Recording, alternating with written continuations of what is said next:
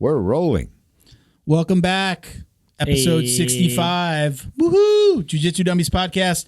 We are sponsored by Fightback CBD. Get 20% off your CBD order at fightbackcbd.com with code JJD.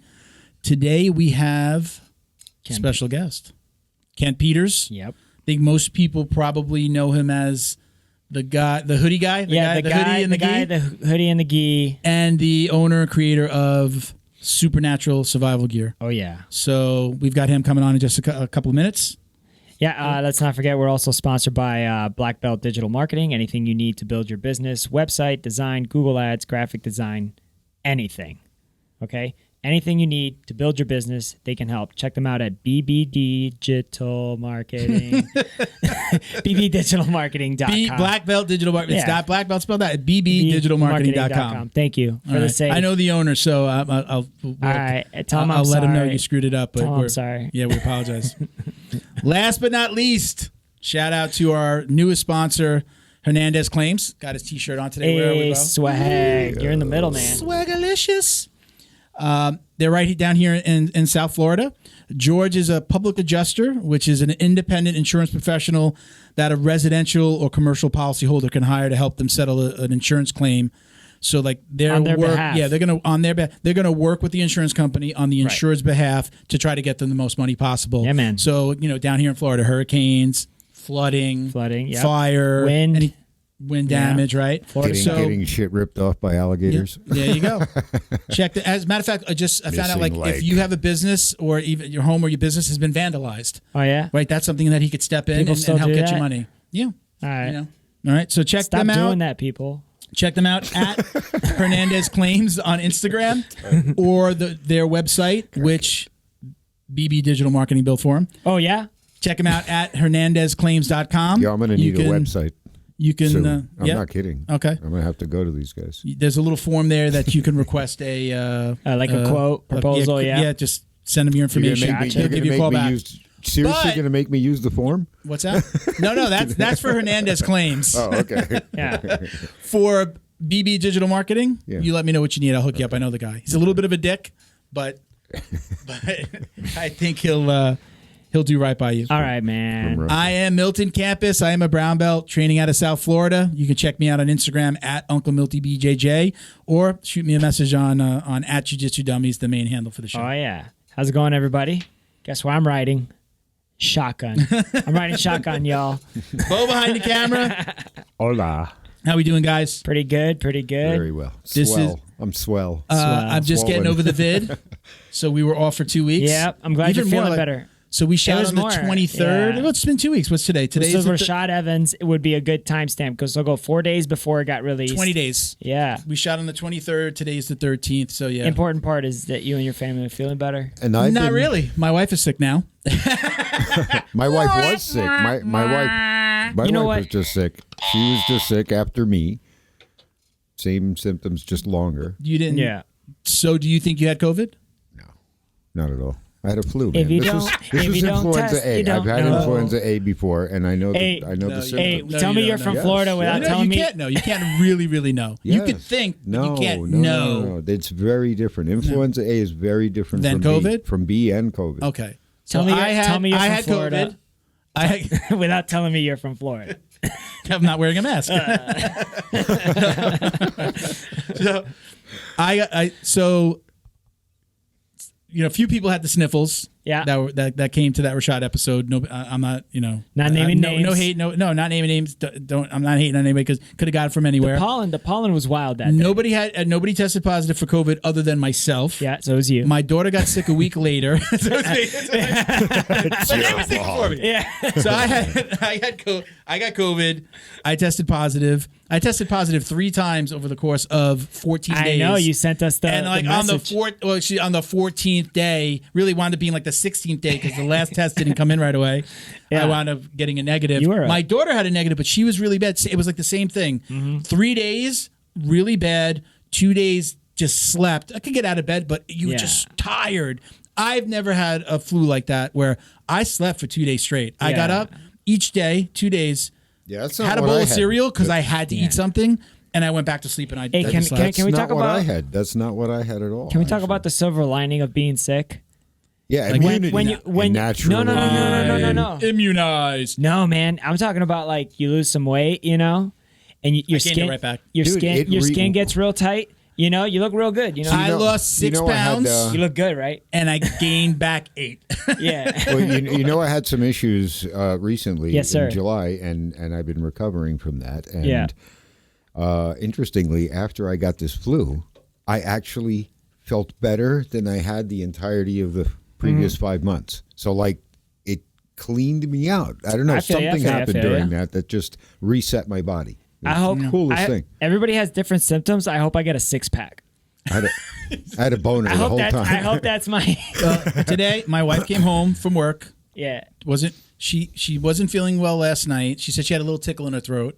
I told her you should if you're going to go to work, go get tested on the way in, at least by the night. You know. So she was like, I'm okay. She went to work.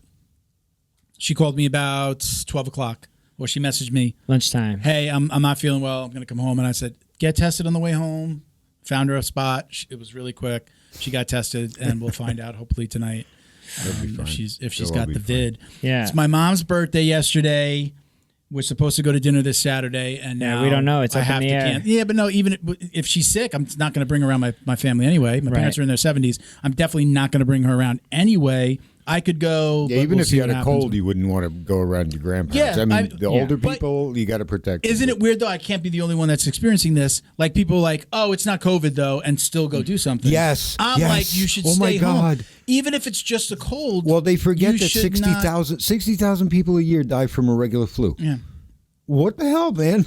Well, that's it right now. In it's other like, words, don't show up at work. Even my wife, she's telling me she doesn't feel good last night. I'm like, don't go to work. Don't go to. She says, I'm going to get the COVID test. If I don't test positive, I'll just go back to work. I'm like, you're sick still.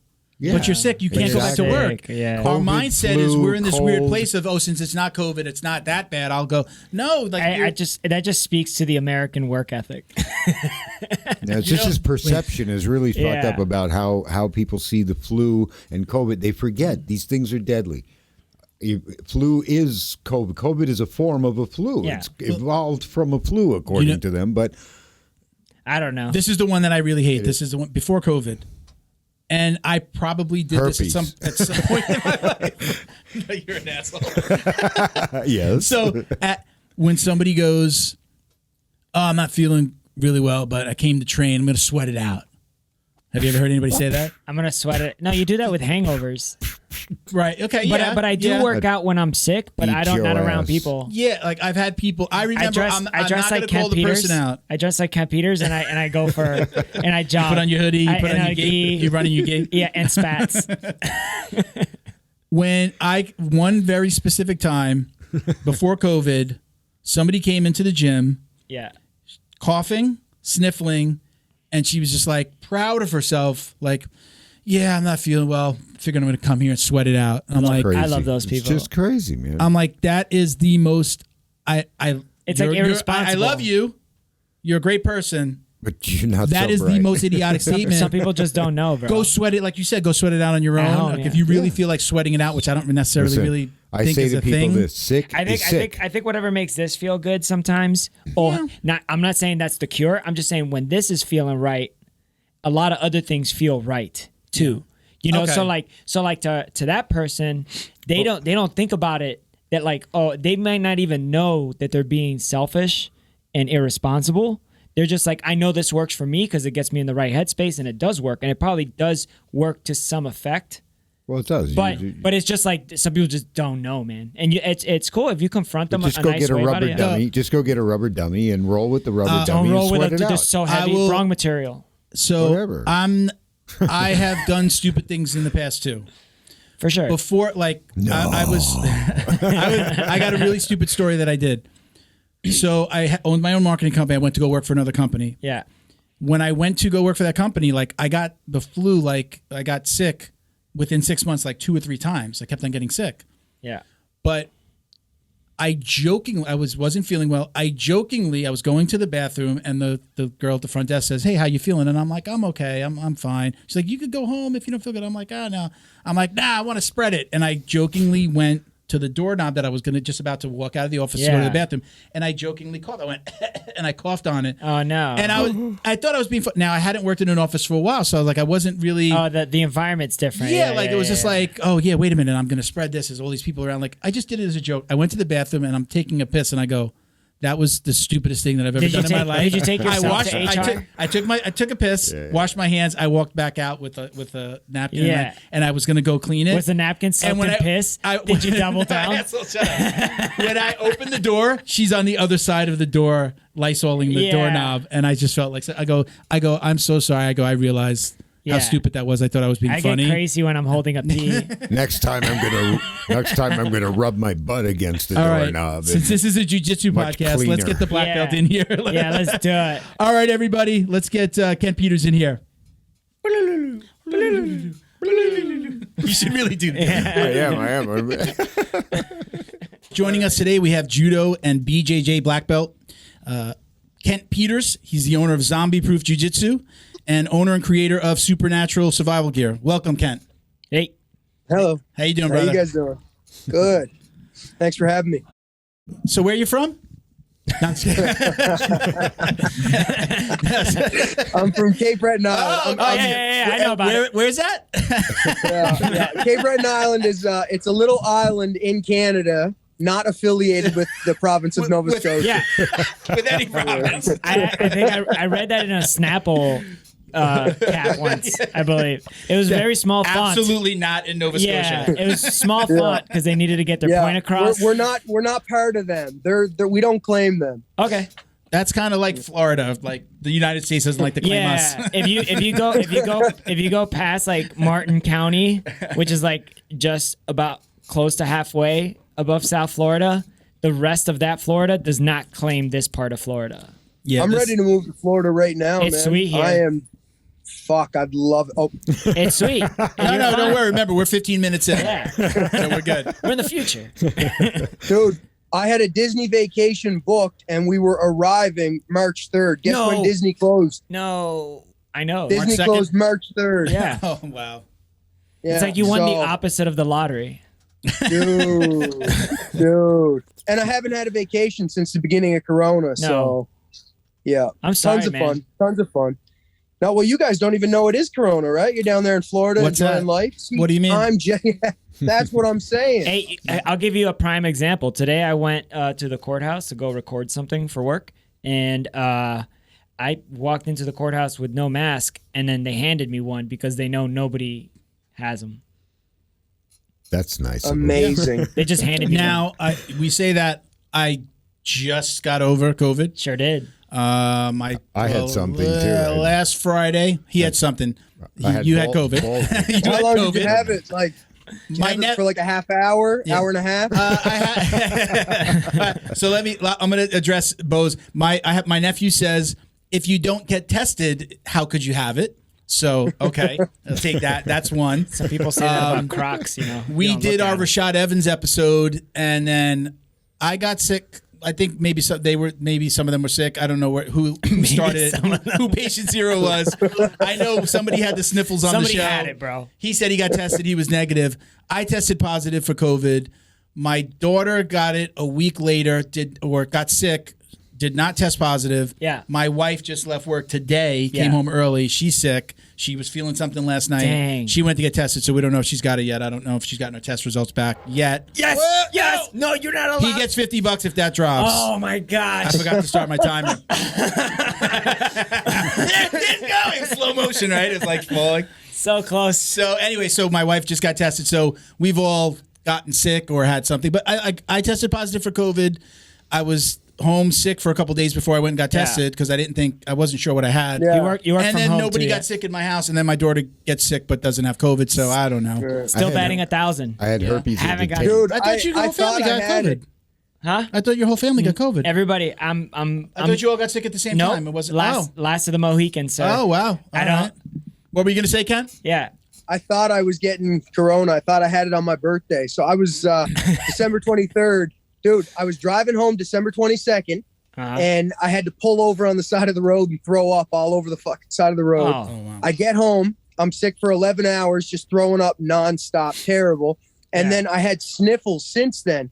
So everybody, like everywhere I go, people here are communists as fuck, right? So because I have sniffles, I took 3 fucking corona tests and they're all negative. I had a sinus infection. I just need some fucking penicillin. Yeah. Like up here, people are insane. Families are turning on families. Oh, no. Well, there was cops. I just went to Walmart before I went to class, and cops had to go escort a guy out because he wasn't wearing a mask. Can you fucking believe that? No. No, me either. In other parts of the U.S., it's happening. In Florida, it's not happening. Yeah. I mean, if you've got a shape. Democratic governor, it's like that. If you've got a Republican governor, it's just not. I get my Canada news from Joe Rogan, and he doesn't make it sound very nice right now. No, well, it isn't nice, man. Yeah. Like, okay, so I got sick on the 23rd, and I just, because of how it's weird, like, our hospitals aren't overwhelmed like people are saying they are. Every season that there's a flu season, hospitals get overwhelmed. And they're overwhelmed because 8 million people a year, according to the World Health Organization, die of fucking tobacco-related illness worldwide.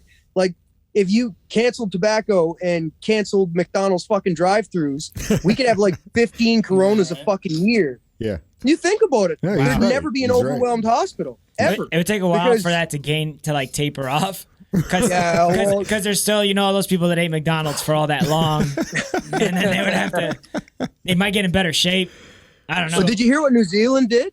Nah. They just made smoking illegal for like everybody after 2004. So if you were born 2004, they'll just never be allowed to smoke. Does tobacco grow there? Because it's about to. Yeah, right.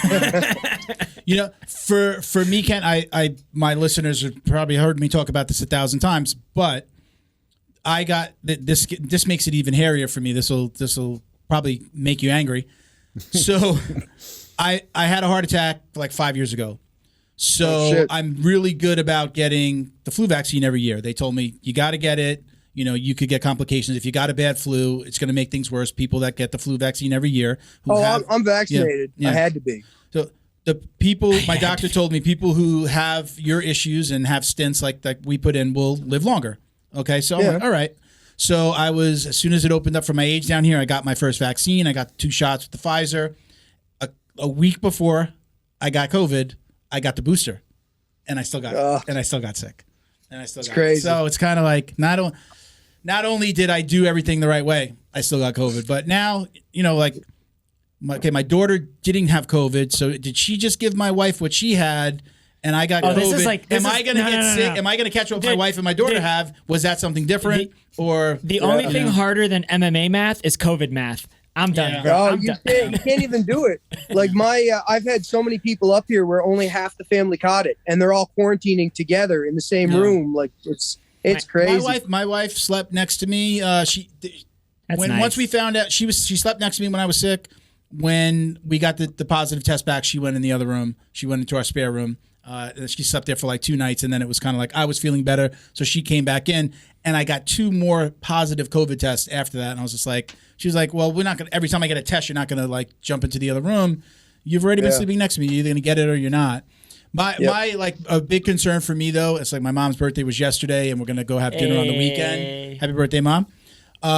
Is my parents are in their 70s. My dad's 76, my mom's 71. I'm worried about that. That's the only place that it's the same for me. Like my parents are older. I love them. I don't want them to die, and all the people that are dying are older people, right? Yeah, so, yeah. And by the way, my mom got sick. Too. My mom, I saw. Did she? We shot the Rashad episode on the 23rd. We shot the Rashad episode on the 23rd. Yeah. I'm thinking that's where we got sick. Had spent Christmas Eve and Christmas Day with the same group of family, my parents, my wife, the kids. So everybody got sick on my birthday, and nobody got sick.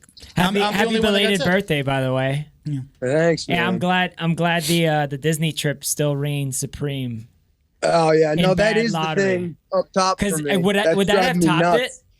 Does that beat Disney? I need to go back to Disney. Like Disney's my vacation. Yeah. So yeah, that's at the top of the list for me. Legoland is also pretty dope. And and Universal Studios. I mean, they're all good. Yeah, they're all dope. Yeah. Well, how old are your kids? 6 and 10. Okay. Oh, dude, that's perfect. That's perfect. This is that age. How disappointed were they? Mine are there too, same age. How disappointed were they that they didn't get to come down? Yeah. It was horrible because we were ready. Like everything was ready. It's just, it got canceled the day we were fucking landing there. Like, it's just so stupid. And my favorite thing about Disney, like I work too much. Like I don't sleep much. I'm constantly, whether it's between the gear, the horses, the barn, like the gym. So when I get to go to Disney, like we stay on resort, I get to take a bus everywhere. I get to wait in lines. Mm-hmm. Like that sounds so stupid, but like I don't have anywhere to go, right? Like because when I'm here, I could be doing more work on my computer. I could be over at the barn, great in the arena. I could be fucking teaching private lessons. But when I'm there, I'll wait 4 hours in line for Avatar, and I'm okay with that. Yeah. And it's just so fucking relaxing for me, man. Like I know people want to go like on a beach. I want to go wait in a lineup at Disney and not drive a car. Forced relaxation. Like I can't do anything about it. I have to just sit here, stand here, and just wait. Yeah. It's actually kind of funny. Like when I do get sick. That's the only way I can relax. I have that standing excuse. In lines. I have the excuse when I'm sick, like well, I can't do anything. I can't work. If a client calls me and says I need something, I could be like, listen, I had COVID. They're like, get back to me when you're better. Where normally I'm 7 days a week checking in on client shit all the time. You know, and I never give myself any downtime. So you know exactly what I mean. Yeah. Hey, dude, if you ever move to Florida and standing in lines is relaxing for you, you're gonna love the DMV. Dude, you're gonna relax so hard. It'd be the most relaxed I ever was. You're gonna relax so Wifey's hard. gonna be like, how's the DMV? Great. I know you could do it online, but I went there in person. Oh, that's amazing. That is amazing. Kent, you said a lot there before when you said horses, you said Brandon. You said arena, you said podcast, or I've heard you talk about a podcast. You do have a lot going on. Let's start from Zombie Proof. How long have you had your gym now? How long ago did you open? I think it was 2010-ish. Okay. I'm horrible with dates and stuff. That's like, okay. When it's not one of my strong suits. Like I started in my garage and then I moved into town and then I moved into a bigger spot in town. And to find out those dates, I have to ask my students that trained with me then, because I don't remember. I just don't.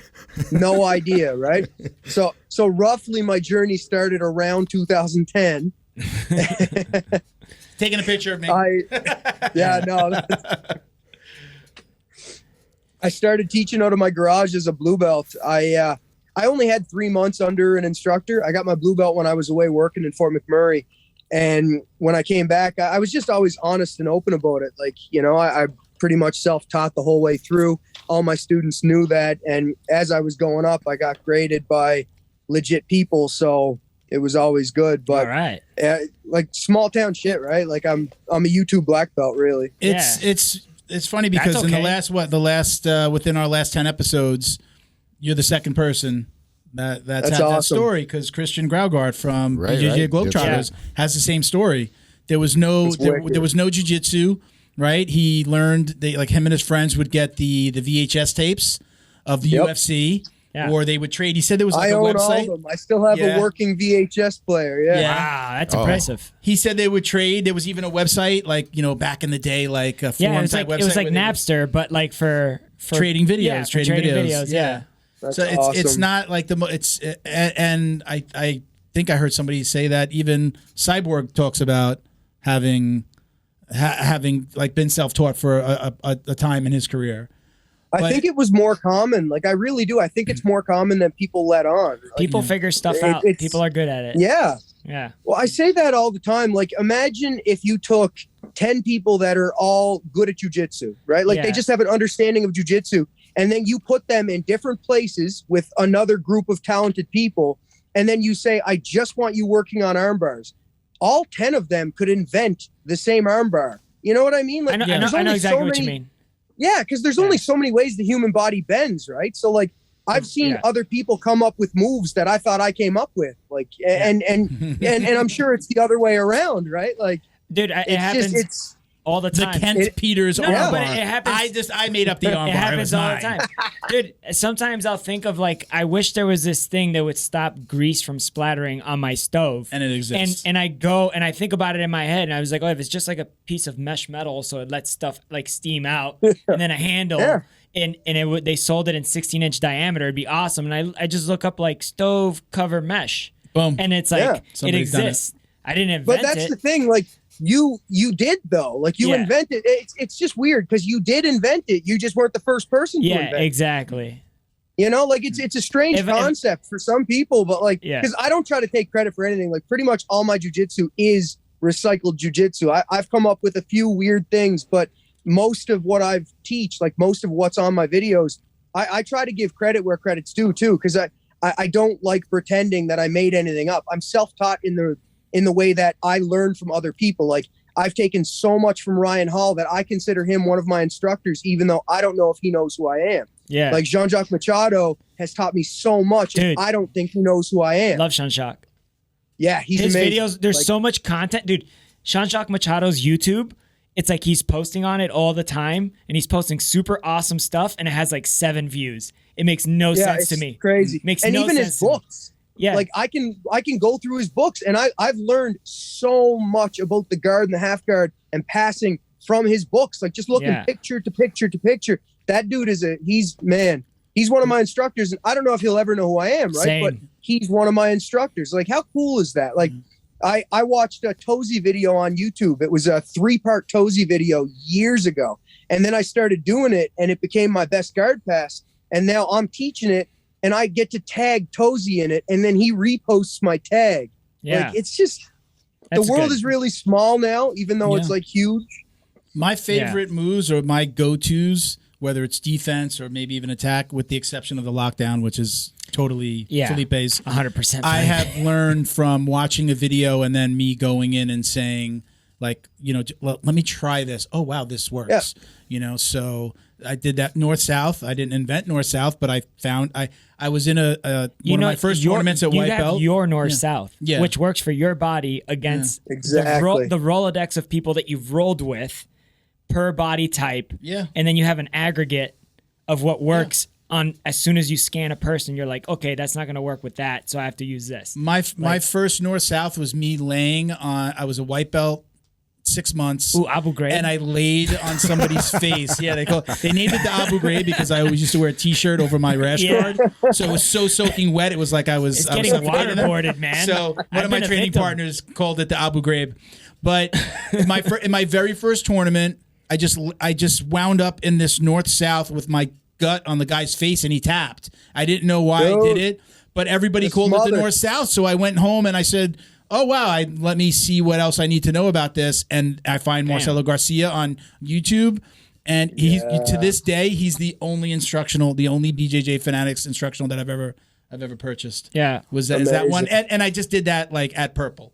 You know, it's just like, I got to learn from the master. He's so good, man. Marcelo? Yeah. Garcia? Yeah. You know what's my favorite Marcelo Garcia video on YouTube? It's the one where the guy starts it off like it's Mortal Kombat, and he plays like some really cool lo-fi music, and it's the match of him at ADCC Abu Dhabi, I believe, and it's against Kron Gracie, and they're like just showing like how Kron could really move around, like his dexterity, his hip dexterity, versus like Marcelo's hip dexterity, because Marcelo's trying to dummy trip like the whole time. And Kron's just dancing around it. And it's just such an amazing match. Plus, like, the guy, like, pauses it just right, and he's playing, like, awesome music. He's one of my favorites. He's definitely somebody, like, I'll still go back to he just has, like, small YouTube snippets of him teaching the North-South, maybe 5-10 minutes. I still go back to those because every once in a while I'm like, why am I not, what's happening? How come I'm not getting people with this again? Oh wow, my foot's got to be here. My arm's got to be here. Shoulder pressure. Yeah, I mean, I love it. But, you know, my point there was that some of my favorite moves are moves that I was never, ever taught in the gym by any professor or any coach. And that, you know, those are my go-tos. I I'll even go a step further. The Jiu Jitsu University, the book by Sal Hibeto. Yeah, I have it. There's a simple, when somebody gets you inside control, if he's here, grabbing their arm, putting your hand on their biceps so that they can't put their arm behind your head, that fucks everybody up. Because now I'm holding their arm here, I'm just cupping it, and they're trying to move it, and it'll always lead to an escape. And he's also straight out of he's also a big dude. Here's a big can. Show your bicep. Show your arm, dude. No, I'm not going to just put your arm up there, man. It's a big arm. Look at that. This is. It's like just for scale. This is right? This is 2 weeks of 3-4 weeks of the Christmas. Don't let it fool you. Cookies. This is Dude, all I always fat. brag. When people ask my size comparison, because on Instagram it's deceiving. Like I look like really big. I don't know if your my legs look big. Your legs are big. Thank you. Yeah. I always say like, oh, I wear a H size gi. I just don't tell people it's A1H. Yeah. Is that a smaller one? Is that H is small? A is where it starts. Oh no, so A1. I know an A1. What's an A1H though? What's the H? Oh, it just means I'm hefty. Yeah. That's what oh, really? H. Oh. Husky. Yeah. No, I'm only like 5'7.5". I claim that 5'7.5". Well, dude, listen, I used to be 5'9", and I used to tell people I'm 5'9", I'm 5'9". I had back surgery last December. And that happens. Dude, I was showing off at the gym, and I was squatting with like 4 plates on each side, and I fucking folded forward. And this was in 2001. And I wrecked my back, and my discs were leaking out. So when I found out I was 5'7", and I was convinced I was 5'9", and the doctor said it was because I actually am shorter now. Yeah. Let me tell you something. It gets worse. It gets you will get shorter. I have measured myself on. I'm like, I know I've measured myself growing up. I was 5'10.5" or 5'10 3/4. I am below 5'10" right now. I'm 48. Attention. I'll be 49 in June. It does. I'm shrinking. It happens. Right. So I'm 4'2". Yeah. I don't pay attention. So let's go to. We were talking about. We went. Yeah, we went. I like it. Let's go. So we were talking a little bit about being self-taught. Yeah. And again, even Felipe, my current coach, Felipe Amarante, out of Coral Springs, Florida.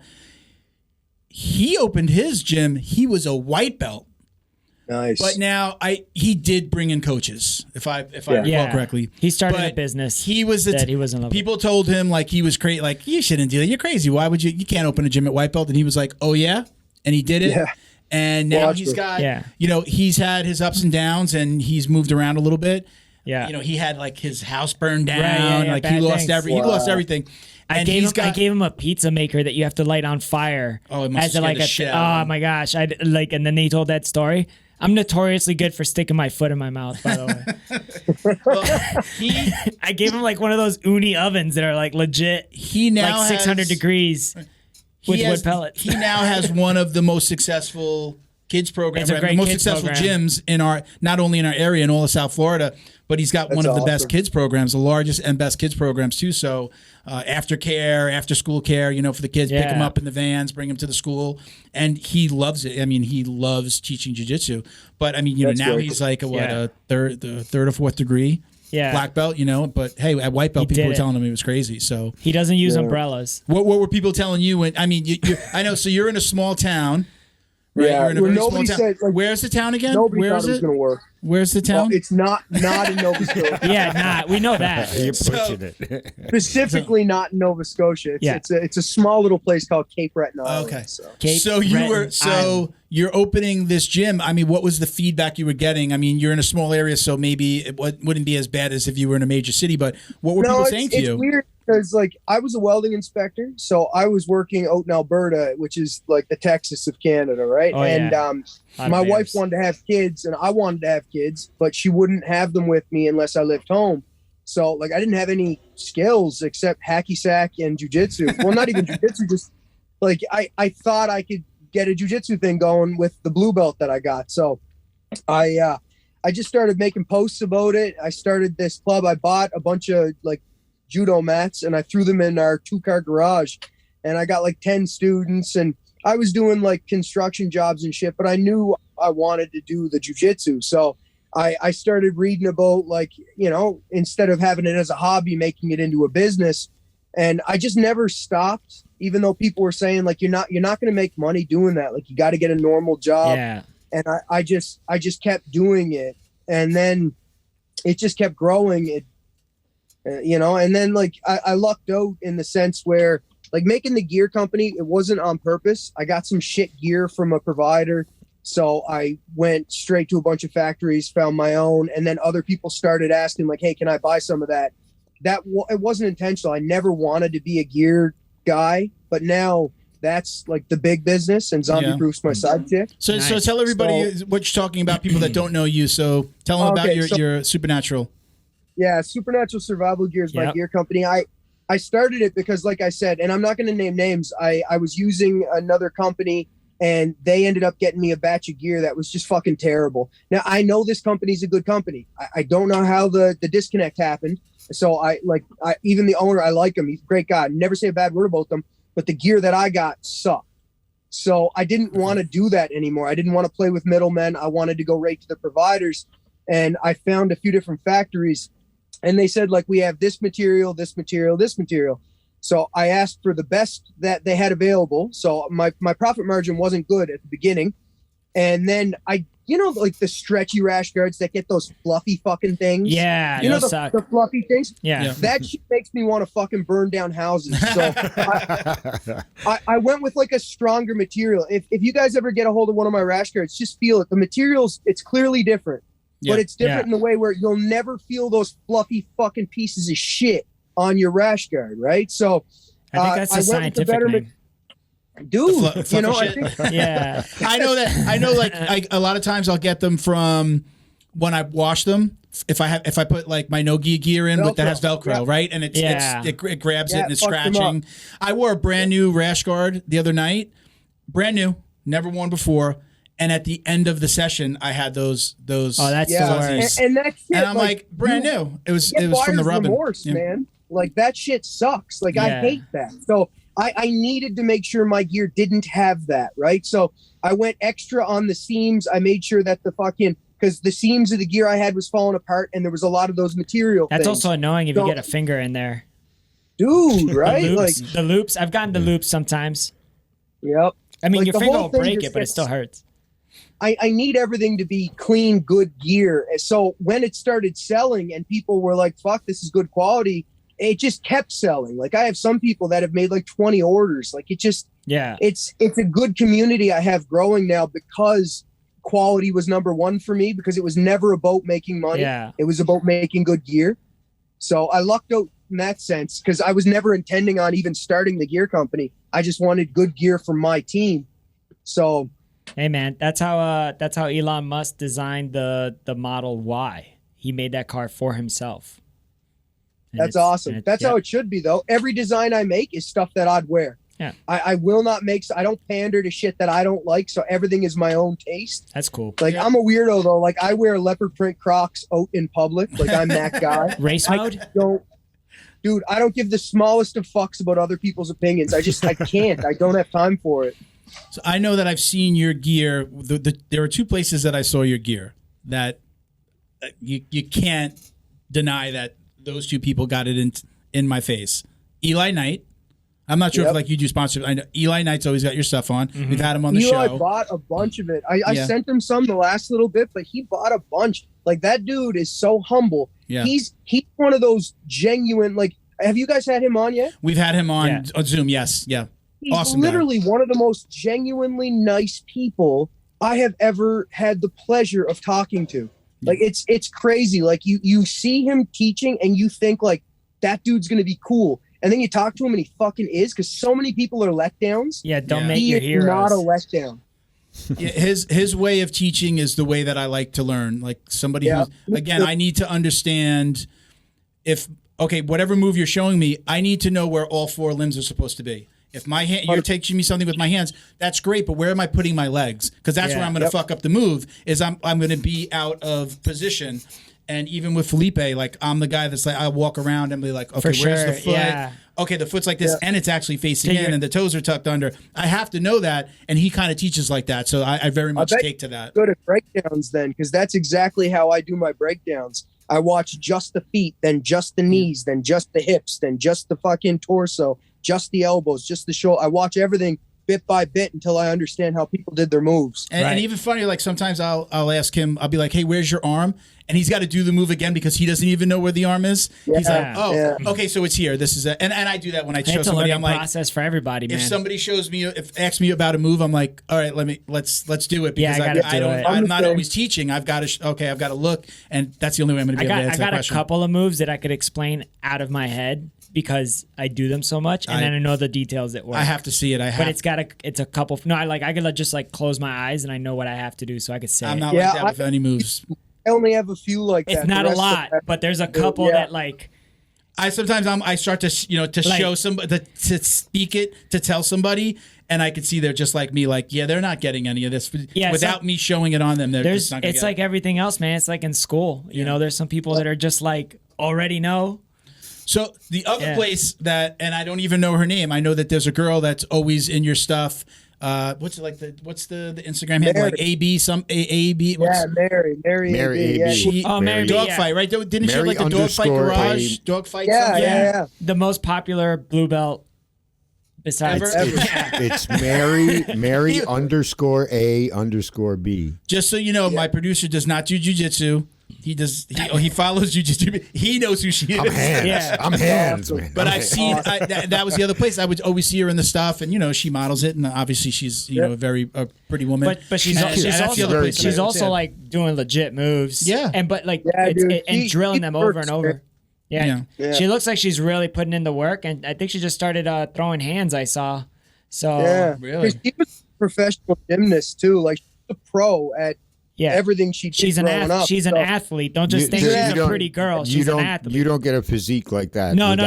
She's athletic, in tip-top shape, man. Dude, my wife knows because like I follow people on Instagram, but sometimes I'm a huge UFC fan, and sometimes I'll follow somebody, and then I could tell they get a little bit of like and I don't blame them for it because they're generating income from this, so I get it. And they they lean away from what got them to the dance and turn more into something else. And like I've had like audible like, man, I got to stop following this. Like just because it's not what I want to. It's not what I want to see. It goes from like the person training to like whatever I like. I don't need to be specific. And then it'll turn into something that's like, oh, I use this product a lot, or look at this new thing that I got. Yeah, it's gonna have if you experience growth, it's gonna look. We just had that conversation before the episode. We're like, okay, we've got a lot of companies we work with and a lot of sponsors now. Yeah, I know. And it's like I don't want this to turn into an infomercial for all the stuff, but at the same time, that's the stuff that pays for. We need to make money. Don't forget what you got you to the dance. Yeah, absolutely. So we've been to a conversation that I've been having with our producer is like, hey, how do we integrate this stuff more without it seeming like we're just selling stuff, and first of all, I want to use the stuff that we talk about. It's a balance, And I want it to not just be all commercial. I mean, when I listen to Joe Rogan, I fast forward through all. Yeah, but I know them all. Athletic all the Greens, stuff. Alpha Brain, right? Cash App. Yeah, I got them all. But I'll pop through them real quick. So it's like, how do you integrate it? I do want to try those Roca shades that they advertise, because like I'm at like job sites a lot, so it'd be nice to like get like some like construction grade shades that are prescription. Well, those two alone have definitely, again, we don't have to know whatever you're doing with them. It worked. I mean, that your brand is just out there, and her videos are so popular. I mean, now I see more and more people with your gear, and it happens. It happens like that. Happened like they're that wearing it because they like it. You You see, but there's a difference. There's people who wear stuff because they're like showing it off, and there's people who like do things, and they're just wearing it. Yeah, I love seeing they're just wearing it, not like check out what I'm wearing. Yeah. No, I get it. But look, there's two sides to it. There's the business side to it, which you're experiencing, Kent, right? It's like, hey, there's this. You started something for one reason, but now you've got to grow with the business. I tell people in my day job as a marketing professional, I tell people sometimes you have to let the business steer. The business is going to tell you where it wants to go, either through growth or something doesn't work or it works. Right, yeah. Like sometimes you just got to give it. You just got to kind of let it go a little bit. Just be there. answer the questions, do your marketing, but sometimes it's going to tell you like, hey, this isn't working, and you're going to know pretty quickly. Bail out. But if it's right, we always want things to we always want to, we always want to grow. Like most of us aren't doing this because I love doing the podcast, but hey, wow, if it could be my day job. I left an actual job and reopened my marketing company so that I had more time to do the podcast because it was taking it off. He did that. So it's, and I'll keep my marketing company small so that I can spend a lot of time doing this. But that's how it came in. Like I was a weld inspector out in Fort McMurray, and I was making $250,000 a year when I was working. Wow. And I like money. I was working night shift. Dude, I like money. Me too. Right? So like to come home and make drastically less than that, just trying to make it work, like it was really difficult. But money's like such a huge motivator for me that, and I don't mean that in like a heartless way. Like like the jiu-jitsu, I'm putting it out there for a genuine reason. Like I'm trying to be the person I wish I had when I was coming up, but I'm not going to say no to making money off it. And that's why I add buy my shit in on the end of my videos. Like I'm going to keep giving you these videos for free, but buy my shit, and it's a little bit of that shameless marketing because I do want you to buy my stuff. Like buy this fucking hoodie. You believe in it. But I'm putting the jiu-jitsu out because I'm trying to be the person that I wish I had 10 years ago. So two things. Number one, you're going into a shadow a little bit, like completely across your face, and like only see half of you. Yeah, like that's perfect. Thank you, man. Sorry. Yeah. So let's talk about the videos. Talk about how those came about, because is that something that you really started, like really made an effort with when COVID started? Yeah, no. Even the videos were an accident. Like I'd like to say that I planned my life out and everything was like purposeful and shit, but no, my life is just one giant accident, snowballing one after another. And I love it. I'm just fucking riding it. I'm going to keep going. It looks like this snowball turned into a snowman. Yeah. Dude, that's it. Right? Like the first jiu-jitsu video I made, I was just showing techniques. My students were asking me, because my Instagram only had like 800 followers or something, and it was just like very local, my students and my town. And my students, well, one specifically, Adam, was like, bro, can you film the techniques so when I go home I can watch them? Yeah. And I said, sure. And so I started posting the techniques of the day on my Instagram, and that was it. Like I wasn't doing it. I didn't understand Instagram. Like I'm not incredibly techy. I wouldn't have a phone if it wasn't for my business. I don't want people to find me. When I'm gone for a reason. I don't like a lot of technology. And now here I am, like uploading fucking 10 videos a day. It's weird for me because it's not really my nature, but it's where I am. So I started doing them, and then some of the videos started getting hate viral. So I posted one where like I like spats, bro, and I wear a cup. Like it's not like my dick's all over it, but I like spats, and I don't like shorts. So I did one knee bar off of a berimbolo, and I was wearing spats, and people just started shitting on me. And then when they were shitting on me, I was just getting like 20 followers, 30 followers a day. I was like, why are these people making fun of me and then following me? So then I started wearing more videos with just spats. And then they'd be like, I can't believe you're wearing spats with no shorts. So then I started wearing short spats. Like I like it. I just like people need to understand who I am as a person. I have a really thick skin. You can say anything to me and I don't give a fuck. I'll double down on the shit people don't like. So I started wearing tie-dye oh my gosh, short tight spats. I fucking love it. I love the hate. I was translating some of these comments from like Portuguese. Like one, my favorite, and I always laughed. After I translated it, it was Brazilian Jiu-Jitsu isn't a fashion show, you motherfucker. And I laughed my head off. Great. So the videos just kept going viral, and then like BJJ Empire, BJJ Mojo, they were the big pages, and even Leg Locker, they just started sharing all my videos. And then before I knew it, I had like 2,000, 3,000 followers, and then 10,000, and then it's like, this is just fucking crazy. Like, wow. So it was just an accident, man. I was just trying to put videos out for my students, and then I ended up gaining a whole bunch of other students, and I'm very happy, and I'm thankful that I can help that many people, because like at the end of the day, I'm not trying to teach Gordon Ryan anything. I'm trying to teach Joe the dentist how to tap out Paul the accountant. Like they're my target audience. They're the guys, because you think about it, they're the guys that are doing jiu-jitsu for like the reasons that I love jiu-jitsu, like to decompress, like I overwork. I want to go strangle my buddy Keenan. Like that makes me happy. Right. So like, that's my target audience. And I know it's my target audience. I will never teach Oliver Taza a thing. That dude comes to my club and he makes me feel like a fucking white belt. But I'll tell you, I'll be able to teach friends of his that just started jiu-jitsu and they'll look up to me like a coach. And that's a success for me because I just want to help Joe the dentist tap out Pam the accountant on Tuesday night at their jiu-jitsu class. And that's like a fucking mega win for me. I appreciate you for that. I tell a lot of people, I've said this a lot on the show throughout the years, is are more of us than there are of them. Yes. There are more people that do this as a hobby, as stress relief, as therapy, than there are of people who are going to compete or ever take this to a higher level and be on Fight to Wins or ABCC. Like, I need this. I know you guys need this, like with the podcast and everything. Like you know, this is what jiu-jitsu has done for us, right? Like, and if I can give this and share this with other people and everyone that I talk into jiu-jitsu, I'm like freeing them, man. Like they're going to wake up sore and happy, and it's going to be a happiness that they've never felt before.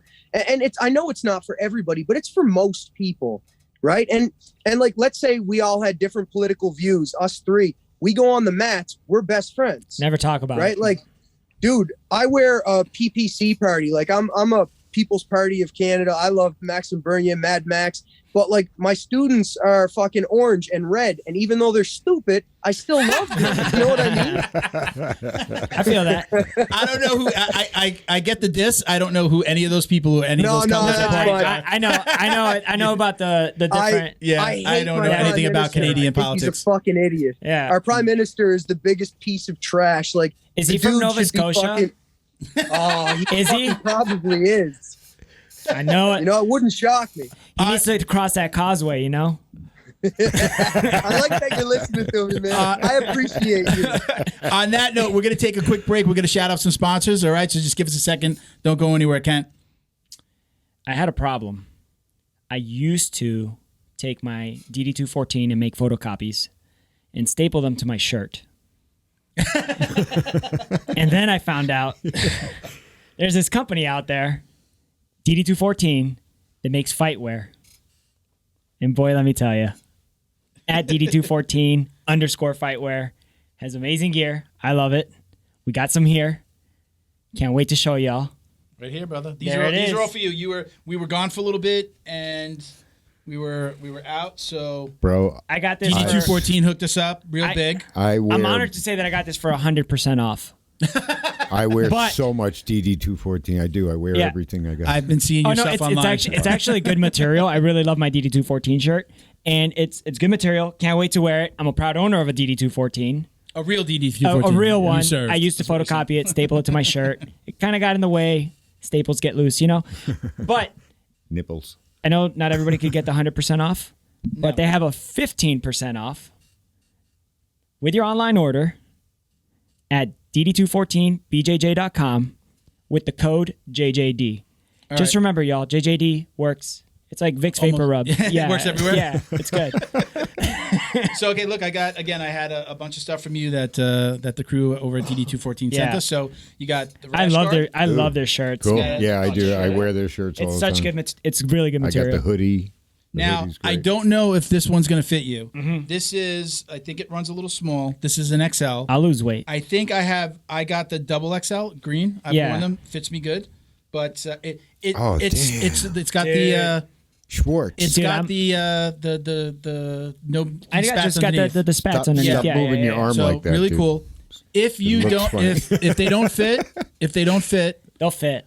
I want you to promise to give them to somebody, to a veteran, somebody that you've trained with that serve. I feel you. I now your junk is going to be. You're going to have to try it on. Your junk's going to be in there. No, I'm going to wear spats. Duct tape. I'm going to wear spats and then put these on as a test trial. If you have to give those to somebody else, I want your bare nuts to have been in them and then give them to that person. Okay, I'll do that. And let him know that your bare nuts were in there. Oh, this is getting weird. This is so weird. It was I liked them a lot. Yeah.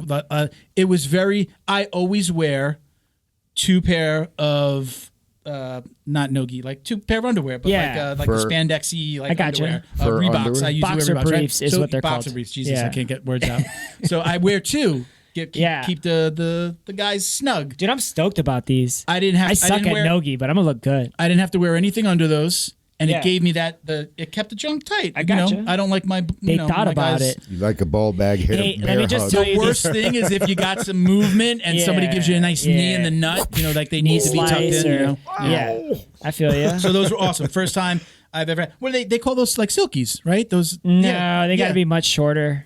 And this part's the silkies. No, I'm saying DD214 calls them silkies. Yeah, silkies is one name for them. Ranger panties. You don't want to dangler. Is what most people call them. For real, yeah. You don't want to. I got one more for you now. Nah, that's not for me. Okay, well, I'm going to give this. So I have my superstition. That's nice. Yeah. Hold on, wait one second. I like that. So my superstition, I actually had this happen. I bought a Fight Back CBD rash guard when I was a purple belt. Yeah. I bought the purple. Yeah.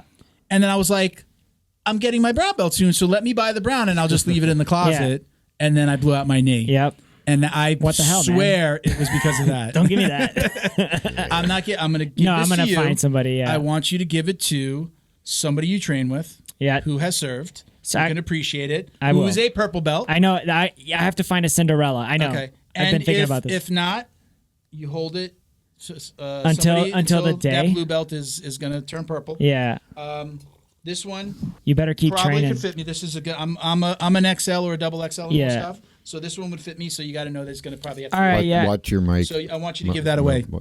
I want you to give that away. Check and again, got to be a veteran. I don't know if y'all know this, but like a map is a graphical representation of the Earth as seen from above. Topographic. And then there you go. You have some topo lines right here showing you elevation. There you go. You got to know your ridges and stuff. Right hey, one other thing about DD214 real quick. We just did a giveaway. Thank you so much to Josh and Mike. To Josh and Milt. There's Milton over there. Josh and Milt. It's a good name. We did a giveaway of 22 pieces. Wound up giving away 16 because the entries people didn't necessarily all enter correctly. Yeah. So we wound up giving 2 pieces away to 8 winners. It was 16 pieces. So they got hoodies. Mm-hmm. They got hoodie and t-shirts. It was hoodies and t-shirts. So I've got a hoodie for you that I don't have here. Sweet. I'm going to give you a hoodie. I love hoodies. I'll let you pick either red or green. It's got the military green. I think I want the red one because it matches this hat. I think I've seen very it. red. It's very red. It's more red. Okay, more gotcha. So anyway, but I'm gonna bring that next episode and I'll give that to you. But thank you to DD214 for doing that. We ran that for 2 weeks in December, right up to the end of the year. So it was really cool. Everybody's been super happy. Even Alex from the gym, little Alex. Yeah, he's not very little anymore. Yeah, dude, he's I know. Yeah. It's getting scary. I love it. I'm not gonna lie. Hey, man, I stay away from him. Hey, he's coming. Yeah. He's always been dangerous. But what does this mean? I've never seen you do this before. It's a variably sized fish that I caught. That just gets longer and shorter. Am I too far from the mic, or am I? No. Or am I getting too close? I'm thinking. Oh, time wise. Yeah. Oh, okay. Yeah. But we want to talk about DD214. We're on break. 14. That's true. I forgot. Yeah. So anyway, they did that giveaway. Thank you so much. Right now, we're doing a giveaway with Flow and Roll. Sure. We started out doing. By the time this airs, it would have been awarded. We're going to award it on the 19th. Today is the 13th. Yep. By the time this come out, it's either going to be that day or the Should day we before. time travel real quick and congratulate? No.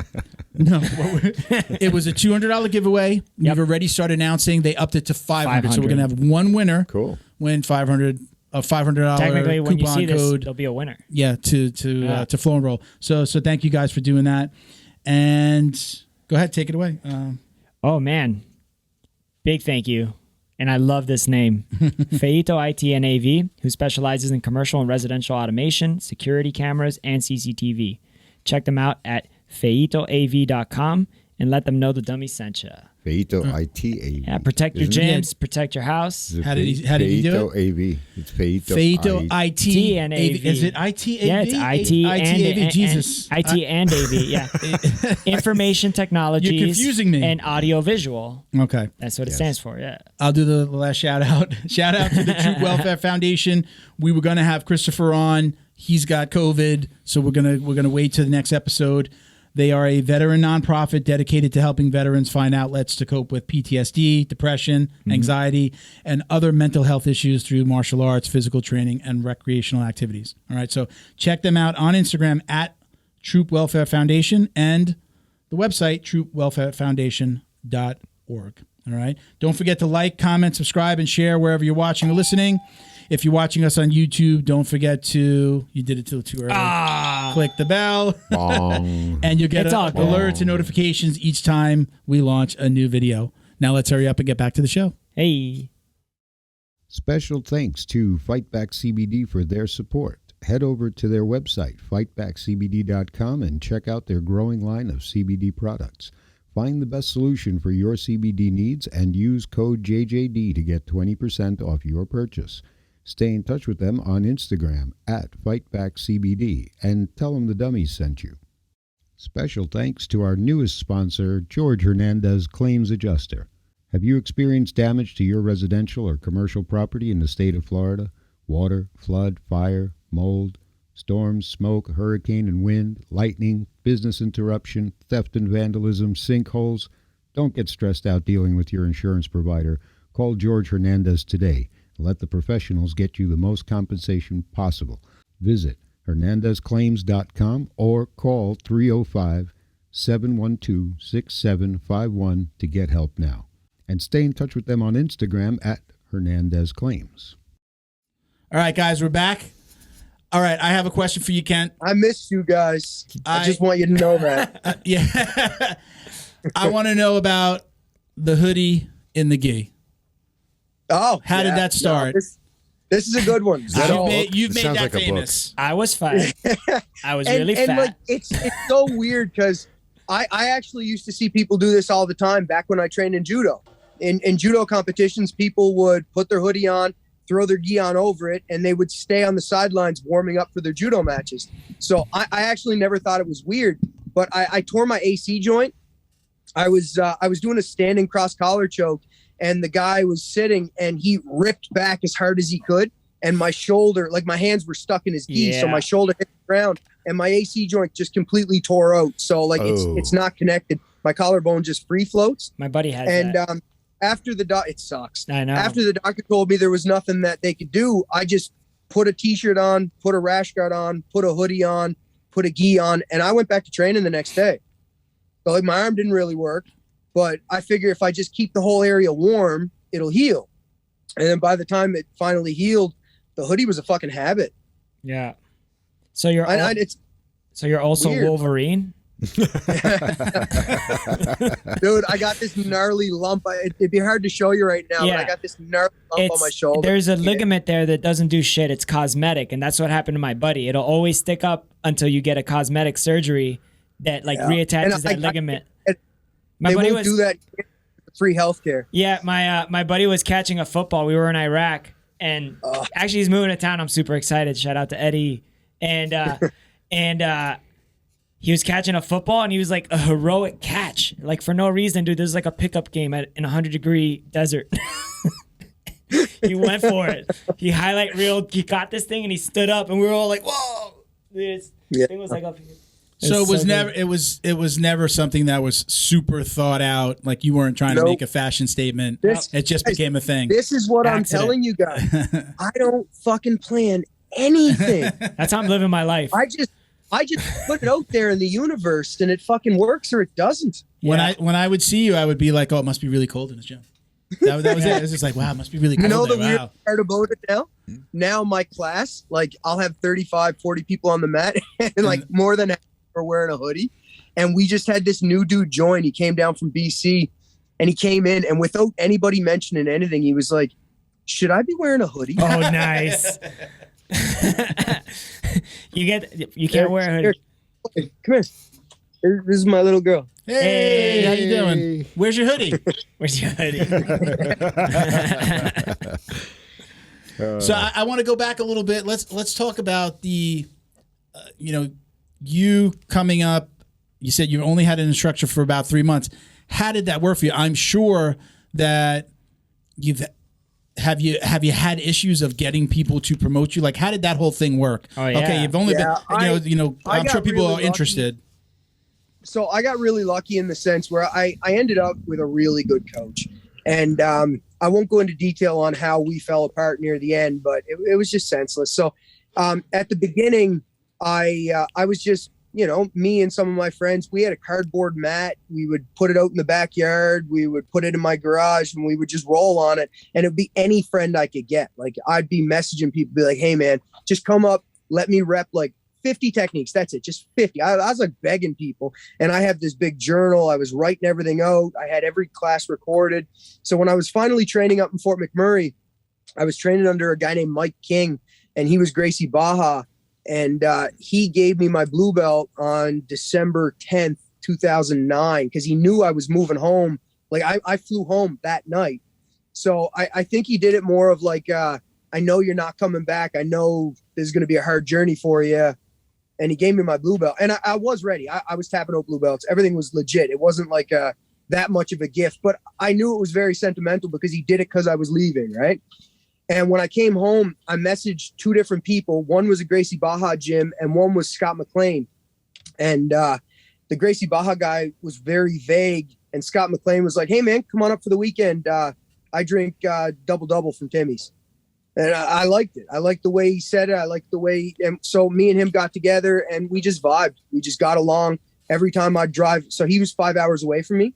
So every time I'd drive up there, he'd just let me stay at his place. We'd be up late, like 2:00 in the morning, watching fucking breakdowns of jiu-jitsu. We just got along really well. So he was under Hobson Mora at the time, or no, he was under George Urgell at the time. And then his affiliation changed to Hobson Mora. And then that affiliation changed to Novo now. So my blue belt was Gracie Baja. My purple was Hobson Mora himself. And then my brown belt was Wendell Alexander, the head of Novo now. He actually did a seminar at my gym. And I was with Scott that whole time. And then me and Scott, we didn't really see eye to eye on a few things. And I went in a different direction. So I was getting Jake McKenzie to my gym. He came once a year, every year for 10 years. He'd come and do a seminar here. And I just said, like, listen, I'm just looking for a change. I need a little more freedom. Like there were certain things that I wanted to do that I couldn't. And Jake was like, honestly, man, like, I know you're doing a good thing there. I know everything's, like you have, dude, I've had champions in MMA come out of my gym. I've had guys go to Montreal Open, win gold. We've had like open weight. One of my purple belts won 2 open weight, open belt kumites in a row, tapping out black belts. And like, I got a good gym, right? So Jake came and I joined his affiliation. So now I'm GFT. And, it sucks because it's not fun leaving someone that you're that close with, someone that I went on that far of a journey with, because I still to this day, I will not say a bad word about that guy. I love him.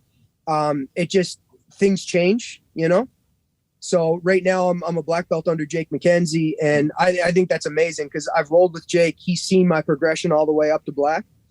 So it was difficult for sure. But like, again, with the universe, right? Everything. Yeah, man. No plan. No plans. And everything came up in Millhouse. Loose plans. So I've heard you talk a little bit about, you also coached some MMA fighters, right? Didn't you? Yeah. You corner or to tell us a little bit about that part of your journey. It's weird. I had this guy named Tyler Reed. He joined my gym and we only did gi. I fucking hate no gi. Well, I hated no gi. There goes my last question. No. Listen, now I pretty much only do no gi, but I started where I hated no gi. I just did gi from the beginning, and Tyler wouldn't wear a fucking gi. This guy, he's like, no, man, I'm going to fight MMA. And he had trained with GSP. Like he had went up to Montreal and he trained at TriStar. So he's like, I'm going to fight MMA. I'm not wearing a gi. And we became best friends. We still talk all the time, but he made me do it. He was like, Kent, I'm going to fight MMA. I need you to come with me. So we travel up to Halifax. We travel to Moncton. We travel all these places. And he went 8-0 before he finally gave up MMA. Because realistically, man, like with some jobs, like let's say you're in a trade, it's like, that's apprentice, journeyman, red seal. Well, with this, it's like you're a bouncer. You make the MMA or you don't, And unfortunately, where we live, we're so far away from everything that it just didn't work out. But he was, by the end of it, he was a fucking 170 champ of 2 different organizations. And then I had another guy, he was a 135 champ of the ECC, which is the Halifax organization. And he went like 5-1 before he finally gave it up because, dude, it's hard being a struggling MMA guy, especially in a small place like this. Like if either of them with their talent and their work ethic would have lived somewhere where there was more organizations, both of them would be well-known names right now. But they just got fucked by geography, right? Yep. Yeah. Happens that way. You can't choose your pawns. So now sometimes. I don't do as much MMA anymore because I spent so much of my time and my love and my energy with these guys that like we were like brothers, right? And then when they lose the love of it, it feels like a breakup for me. And that's gay as hell, but it sucked. It hurt, right? So, you know, I know that's weird, but like it happens. You get this big bond where like you're traveling with these people constantly. You're with them every day, and then they decide to make a change in their life, and you lose them from your life. So, MMA, I never made much money off it. Where jujitsu's been good to me. So, I tend to stick with just the jiu-jitsu now, even though I got a whole new crop of people that are like, hey, man, I'm going to book a fight. Fuck. Yeah. It's happening again. Yeah. You want to be there for them, right? You know, and I'm going to because I'm so lucky. I have such amazing guys that, you know, it is what it is. Like the guy that I was talking about, actually, his name's Drake Farrell. He was one of my purple belt. Well, he's a brown belt now, but he competed in, we have this thing called the Kumite where it's open weight, open everything. And he went in as a purple belt and he tapped out like 2 black belts, ended up winning it. And then he did it again. And for anybody who thought it was a fluke, he fucking beat a UFC fighter and tapped out another 2 black belts. So it was like, what do you tell you guys? What do you tell you youngsters that come in? Because I'm sure it happens where somebody says, yeah, I want to be in the UFC one day. What are you telling those guys? Fuck, buddy, you're going to be poor. Yeah. Start saving you gotta love it. You gotta love it, and you gotta be hungry. You have to love it. That's like the way that conversation always goes is I will 100% support you till the end, but you are going to struggle and it's going to be hard on you. It's going to be hard on your family. If you end up with a girl, she's going to be telling you that it's not a good idea, depending on what girl you get, because you're going to be giving up good job opportunities to try to make this work, and it's going to be tough. And I mean, it's hard for me to watch sometimes because some of these guys they're fucked by geography. Like it is what it is. If they were anywhere else in the fucking world, man, like we're kind of screwed here. Yeah, like Florida is like a dime a dozen. We're like the land of plenty down here. You could come here. You could go to Henry Hoof's. You know, American Top Team, American Top Team. You know. There's just so many ATT. Crazy. Yeah. You got big GFT schools down here that also do MMA. Yeah. You got like the Goat Shed. You got those guys. My back hurts when I watch those videos. Yeah, dude. You see those Goat Shed guys down here? There. Yeah. Huh? Do you know Goat Shed down here? Do you follow them online? Yeah. I'm friends with Awesome. I like them. Okay, yeah. Their shit is crazy. Yeah, but they go hard on the paint. They put out some good fight. A lot of people won't like show their fighters fighting or sparring that hard. Yeah. Because especially if they want to be fighters, they don't want to like see them get knocked out or them getting knocked out. Those hard rounds are happening, man, whether you like it or not. They're crazy over there. Sometimes you get the luck of the draw and you get one of those with like Joe the accountant feels like feisty that day and you're like, oh man, I've been waiting for this. When I saw the first video of them, what's his name? Who's the owner over there again? Awesome. Yeah. The first video when he opened up, do you know what the first video was? No. When he opened up, or at least one of his first, was like a very produced, it looked like almost like a rap video. Yeah. And there was like a big a drum. Yeah. Like an oil drum with a fire. Yeah. And he throws his Valente brothers gi into the fire. That was like I don't want to call it his announcement, but that was like the first video I saw when he was opening up Goat Shed. Man, it was fucking crazy. That was his coming out party. Yeah. Awesome. And then we had Freddie Trillo, who I know goes there once in a while, and I asked him about it, and he was just like, well, I'm not. It's like Fight Club. Yeah. You're not allowed to talk about it. Yeah, they were. Yeah, that was crazy. But I get whatever happened, he left his affiliation. All I know is whatever. If they don't. Okay, so like they're putting out stuff that they're like, yeah, this is wild, but we could put it out. Think about like the stuff you don't see. Yeah. I watched a couple of their videos, and I'm scared. Yeah. I'm really scared. It's okay to be, dude. Yeah. I'm afraid. The last time I did stand-up sparring, I had concussion-like symptoms for fucking 3 months. I'll never do it again. I made a conscious decision that day. I will never take another voluntary punch to the head. Now, I'm not saying I'm never going to get punched in the head again. It happens. For whatever reason, people enjoy punching me, but I will never voluntarily get punched in the head again. I get kneed a lot. You're very needed. Yeah.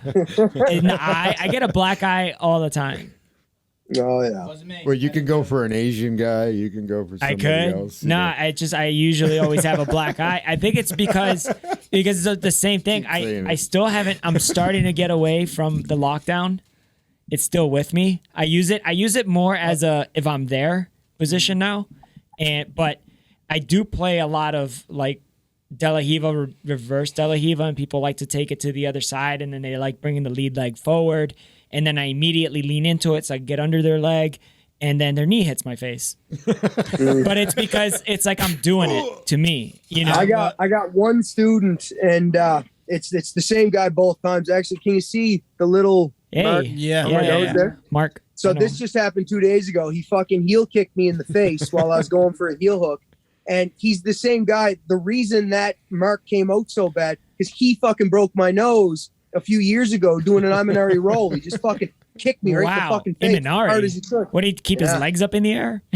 Dude, he just spun, and I was like lowering down because I was trying to pass. Yeah. And he spun at the same time I was lowering down, and just his spin just kicked me right in the face. Damn.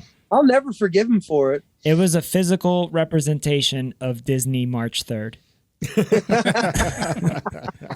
Is there a lot of I hurt, man. competition nearby? I can only take so much of that. I thought you had thick skin, man. Come on. Yeah, no, not with Disney. Yeah, quarter inch beads, no pits in Alberta. Don't get eaten by bears. You're tough, dude. Probably an oil rig. Do you guys get a lot of competing in up there, or do you have? Again, you're in a small place, but are you able to get out to competitions? Yeah, the guys go up a lot. Like we can travel 5 hours. We got lucky. There's a dude. He started the submission series, and it's only 3 hours away. And he puts on a lot of shows. His name's Cat Clark. He's a good dude. I actually did the first submission series when it opened. Do you guys know Gavin Tucker, UFC fighter now? He's over this way. I've heard of the name, yeah. Yeah, so I did my first match. I only did gi until him, and I agreed to do a no-gi match with him, and he fucking killed me. And it made me fall in love with no-gi. So since then, I've been doing pretty much predominantly no-gi, and it exposed my horrible cardio. Yeah. So now I can roll for like 2 hours straight. I thank him every day, and I don't know if he knows it, but he's one of my heroes just because of that match. Like it made me really, I felt like I was such a lazy grappler after that he completely changed my game. So luckily we can travel up 3 hours and he puts on a lot of shows per year, and then 5 hours away and 7 hours away, there's a few shows, but not as much as we wish there was. Like they're really, it's not like other places. I can't keep track of it. I can't keep track of it down here. Like there's a fight to win down here in Miami tomorrow. There's another UFC fight this weekend. And then, I can't even watch this. It's too much to even I can't even keep up with stuff. At least you don't have to wear snowshoes. It's a different problem. Hey, I am noticing a pattern with you, by the way. It's like when things are miserable or against you in any kind of way, you seem to like just turn it into something good. So shines. Yeah. I try, right? Like it's like I thought about starting my own competitions just to make that work, but it's difficult because like getting people to come here unless it's summer. Right? Like in the summer, dude, Cape Breton's fucking awesome. We got beaches everywhere. We got a giant It's an island that plays fiddle music 24 hours a day. Nice. Like, yeah, dude, this place is fucking fantastic. I want to go in to the 24. summer. I think I could do 24 hours of metal. For sure. Are there any other jiu-jitsu or even martial arts gyms in your area or a town? There's 2 other clubs in the local area, but none of them are really that friendly with me. Yeah. I don't know why. I like me. If I wasn't me, I'd be friends with me. Yeah. So I agree. Who knows? How does is your judo journey right in line with the jiu-jitsu journey? Like, Were they separate? Did you belt at the same time? No, they were pretty much the same time because I was trying to get as much grappling in as possible. So when I went with the judo, I was only a green belt when I got my blue belt in jiu-jitsu. So like it wasn't like I was a black belt walking in and I got my blue belt because of the judo. I kind of did them along the same road. So judo is just, it's a lot harder on the body. And with my back injury, my 2 bad knees, now my shoulder, my neck, and all the other stupid things I do to myself, it's a lot harder to do stand up as much, even though like I love judo. We have a really good wrestling coach. I love wrestling. It's hard to do a lot of, but jiu-jitsu, like I can roll for hours, right? Yeah. More control, especially when I come back from like a COVID or something, my cardio is always going to suck if I'm out for more than a week. And then, but I can control the pace. Yeah. So if you're better than the person you're rolling. That's where the lockdown comes into play. That's where the lockdown comes, because I can get somebody that can kick my ass, and if I can catch them in that lockdown, I'm controlling the pace, even though they can probably still tap me or they'll get out of it, but I can try to control the pace. Yeah. So pull guard. I hate lockdown so much. Oh God, that's my go-to. Bread and butter. My coach, that's his thing. If you watch any of his matches, it's like, dude, one of his fight to wins, he put this guy in a lockdown and he was like trying to turn him over, and it was a fight to win, so it's not like points mattered, and he goes, "Are you okay?" after he cranked on his knee trying to turn him over, and the guy fought for no reason, just turn over. And then he looks at him. You see Felipe look at the guy, and he's like, "Are you sure?" He felt it pop. He's like, "Are you sure, bro?" Oh. Yeah. And then he freaking just went wagala, bro. Like, and what? I've been there. I blew out my knee. That's the exact position I blew out my knee with my coach. Like to me, that move is like a tool that I use, But like for him, that thing is a sledgehammer. Yeah, dude, and he knows it's a sledge. It's like if a sniper rifle shot a sledgehammer. It's like extremely precise. He knows exactly what he's doing with it. Yeah. Constantly evolving. It's not like like when I do it, it's like playing with that dude from Tekken. You just hit all the buttons and he does capoeira. Yeah. When he does it, Well, where everybody's knee pops out is once you learn how to let go of the lockdown and then kind of scoop the leg and bring it, bring it to the outside. That's where the pop happens. I don't do that. If I do it, I will stop if the guy's not going to let me sweep him. Yeah. Like if he's going to really fight it, I'm just like, I know it's going to pop. Is it the one where you get to the outside of the leg and you have their foot near the back of your knee, and then you're kind of like hipping towards it and they're going backwards? So if you're just full lockdown, let's get on the tables. Let the lockdown go, and you take the outside leg, and you're now scooping. You're scooping their leg to the outside. It's you can't see my leg here, but the outside leg winds up like if my lockdown's on this side, my outside leg comes to the inside and just pulls his leg out, and we're gonna sweep that. I'm gonna sweep him that way. Yeah. To the same side as the lockdown their side. Their knee is going in and their foot is going out. Yes. Correct. Yes. And if you don't let him sweep you, hip you blow your knee. Yeah. Jake McKenzie actually does that to me every time we roll. So I started doing it, and I have to do it to my students slow, because even if you don't know that you're like fighting against it, you can blow your own knee. It's crazy. Yeah. I got up after I blew out my knee. I got up. I'm like, I heard it pop. I'm not going to blame. Well, I won't go into the details of what happened, but he was just like, "Are you okay?" He did what he did in that fight. I told you, man. Are you all right? But now, the disrespect that I was showing him, because I'm 50, 60 pounds heavier than him. Yeah. I was laying across him with a cross collar choke, but like I was cranking it across his face. Yeah. And he couldn't sweep me with it. He did that, and he goes, "Are you all right? Are you all right? Are you sure?" Pop. So I was, he's my professor, and I was like cranking across his face. So I'll give him that one. But yeah, I know not to do it. I know not to do it. Wrong tree. I know if I go to a certain point, they're not going. If I continue, the knee's going to pop. So I like to know that I have it there. And if I was in any other situation, I would continue to go and, and he would have to go with it or pop.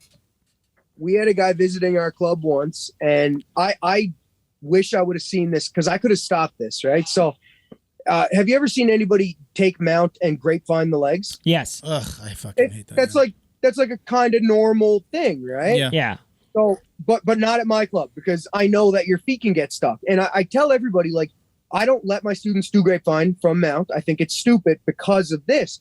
So this dude comes in, and great dude, purple belt from another place. I actually like him. I still talk to him. And he goes into grapevine, and my student just flattened both of his legs really hard, like just to try to pop the hooks. But the hooks was basically like two heel hooks. Yeah. You know what I mean? Yeah, because when you mount somebody, usually their knees are up, and when you do that, you're able to get your hooks in way before it passes your knee tension. So when they straighten their legs, it hyperextends your knees and puts all the pressure on your ankles because it's further than you can stretch. He blew both of his ACLs, tore both of his ACLs, right? Both. Like I've never seen the snap. Almost made me throw up. He tore both ACLs in that same second. Yeah. Like that to me, like that was unfathomable. Like how the fuck does that even happen? Who was the coach that used to give everybody a nickname? Big dude? Oh, Aron? No, bigger. Way bigger? I don't know. Man, I wasn't there for way bigger. We had a coach for a little while who would do that. He would, especially if I wasn't bigger than him, but he was bigger than me. Yeah.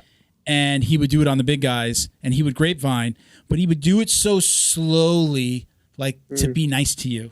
But it would I would always, oh fuck, I don't even know what's happening here. Yeah. And he'd get the tap every time.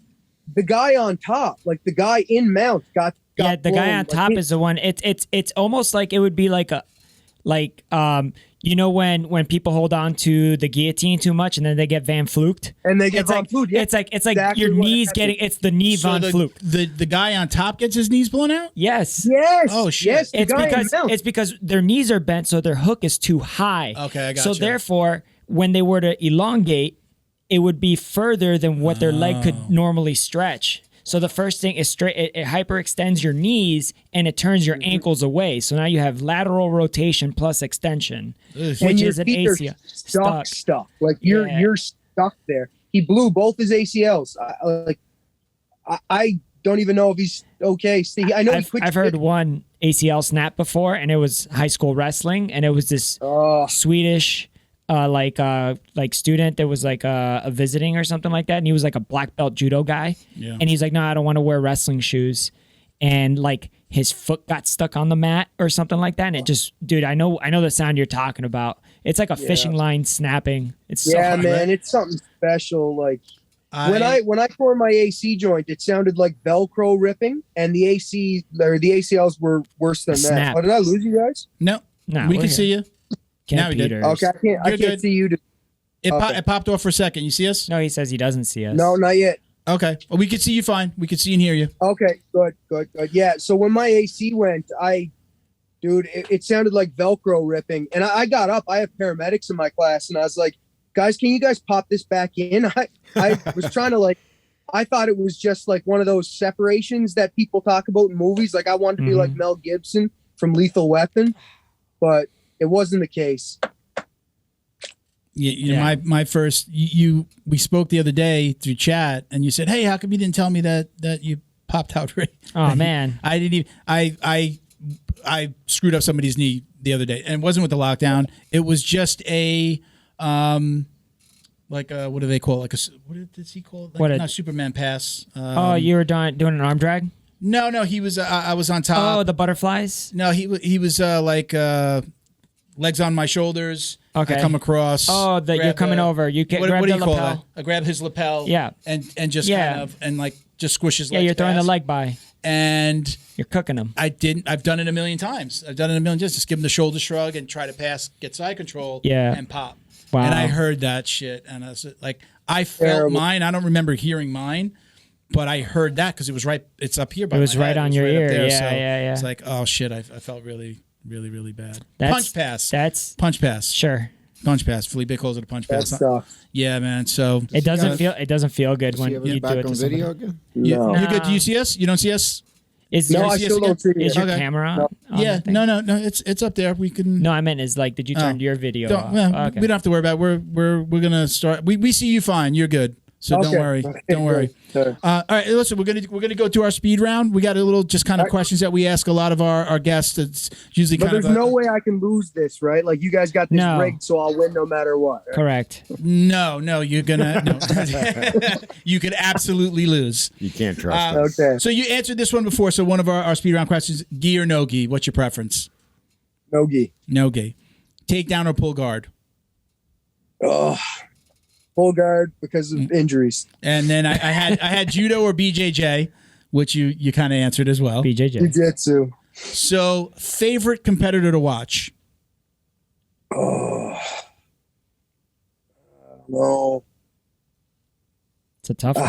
Probably Ryan Hall videos. Okay, there you go. I was going to say go to videos if it's not like a competitor, but okay. So but even Ryan Hall's competition videos. Yeah.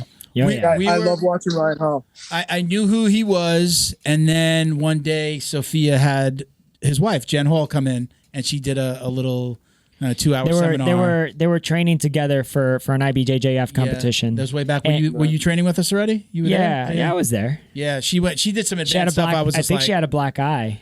Did she? Yeah. Apparently, like the story is that Sophia and Jen give each other black eyes every time they like trade. It's like Beer Fest where that guy just has a black eye throughout the whole movie. To remember, she came with some landfill. real advanced stuff, and I'm always like, it was. I call it like it's just not big guy. In my mind, it was not big guy stuff. Yeah, I've kind of got rid of that mindset. I'm like, I'll try anything now. But at that time, I was just like, I don't roll like this, like putting my leg through, rolling somebody over the like. It was just some crazy shit. But it was just like, it's wow, effective. She if was, you could do it. She was amazing. And I knew who he was, I think, from the UFC. I don't know if I think he'd already been on the show. Oh, yeah. He had just come off a win, he was, actually. but I didn't know who she was right then. And then Jen Hall. Hall, wait. Put it all together. And then I was like, I recognized her. I recognized her from the restaurant video. What's that? Where this drunk guy's picking a fight with Ryan Hall at the restaurant. And it's like, I love watching train wrecks. So and he gets the guy in like the full mount. That was a train. Oh yeah, and he was putting his hand up, and like everybody was like, "Oh, get off!" He's like, "It's okay. He's not gonna get hurt. Yeah. My food's getting cold." He's incredible to watch, man. Just fun to watch him. Oh, dude, in the UFC, it was even like super fun to watch him. Like come in, nobody knew what they were dealing with, get completely worked. They weren't expecting those lazy kicks that he throws that gets people, and then people started kind of figuring him out. And then Did he lose his last two? No, he won his last one by decision. But the one before that, he was Imanari rolling into everything. I'm not sure what was going on, like conditioning or whatnot, because I watch him. So like he didn't really look like himself. And he kept like doing the same thing. The guy figured it out because it's an elite competition. Yeah. And he lost. But he corrected it by the next fight. And he was able to avoid putting himself in compromised positions while still achieving the leg entries. Yeah. So it's like he didn't go away from his game. He fixed his game to fix what they fixed in his game. Cool. It was how it should be. That's the evolution. Right? All right, next question is, what is your ultimate goal in the world of, we'll say, martial arts, since you have 2 belts, since you're in 2 disciplines? What's your ultimate goal in this whole thing? To be rich and act like I don't know nobody. I like that. I like that. Honesty. Brutal. Okay, I'll stick with that. Yeah, go for it, man. No, we'll get it. That's a good answer. Because nobody's answered it like brutal that. In a good way. So, what's the craziest thing that's ever happened to you in your gym or on the mats training? Oh shit! I was. We had a visiting brown belt, and right now my guy Keenan, he's a black belt. He was only a white belt, and he was only like, 2 weeks in, and he must have watched that Majid Hage guy do the baseball bat choke.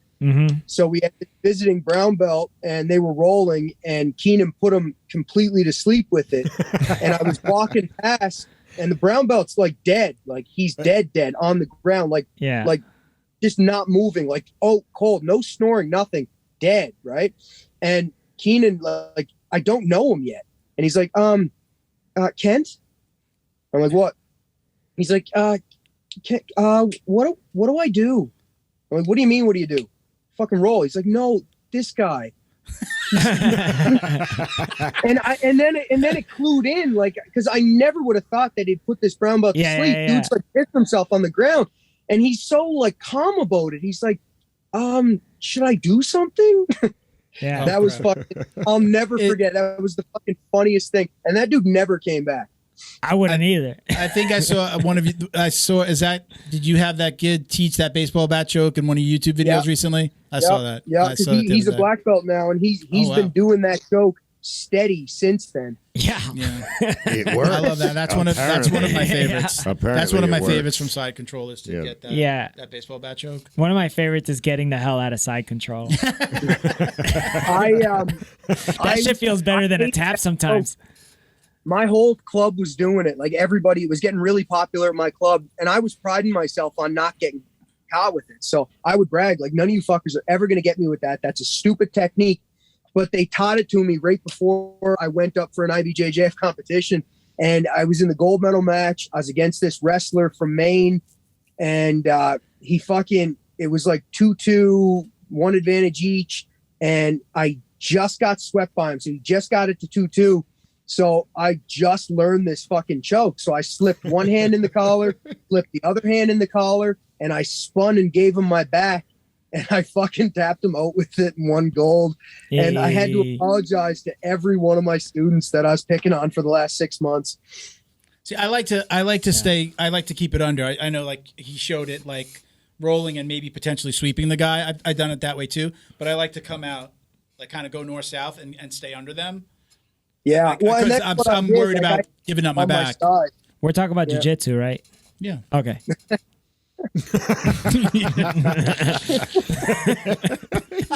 It all just came back. It just what a twat. This is comic relief. That's why I love having Miguel here with me. Perfect. All right. If you could go back in time and talk to yourself before the very first time you stepped on the mat, what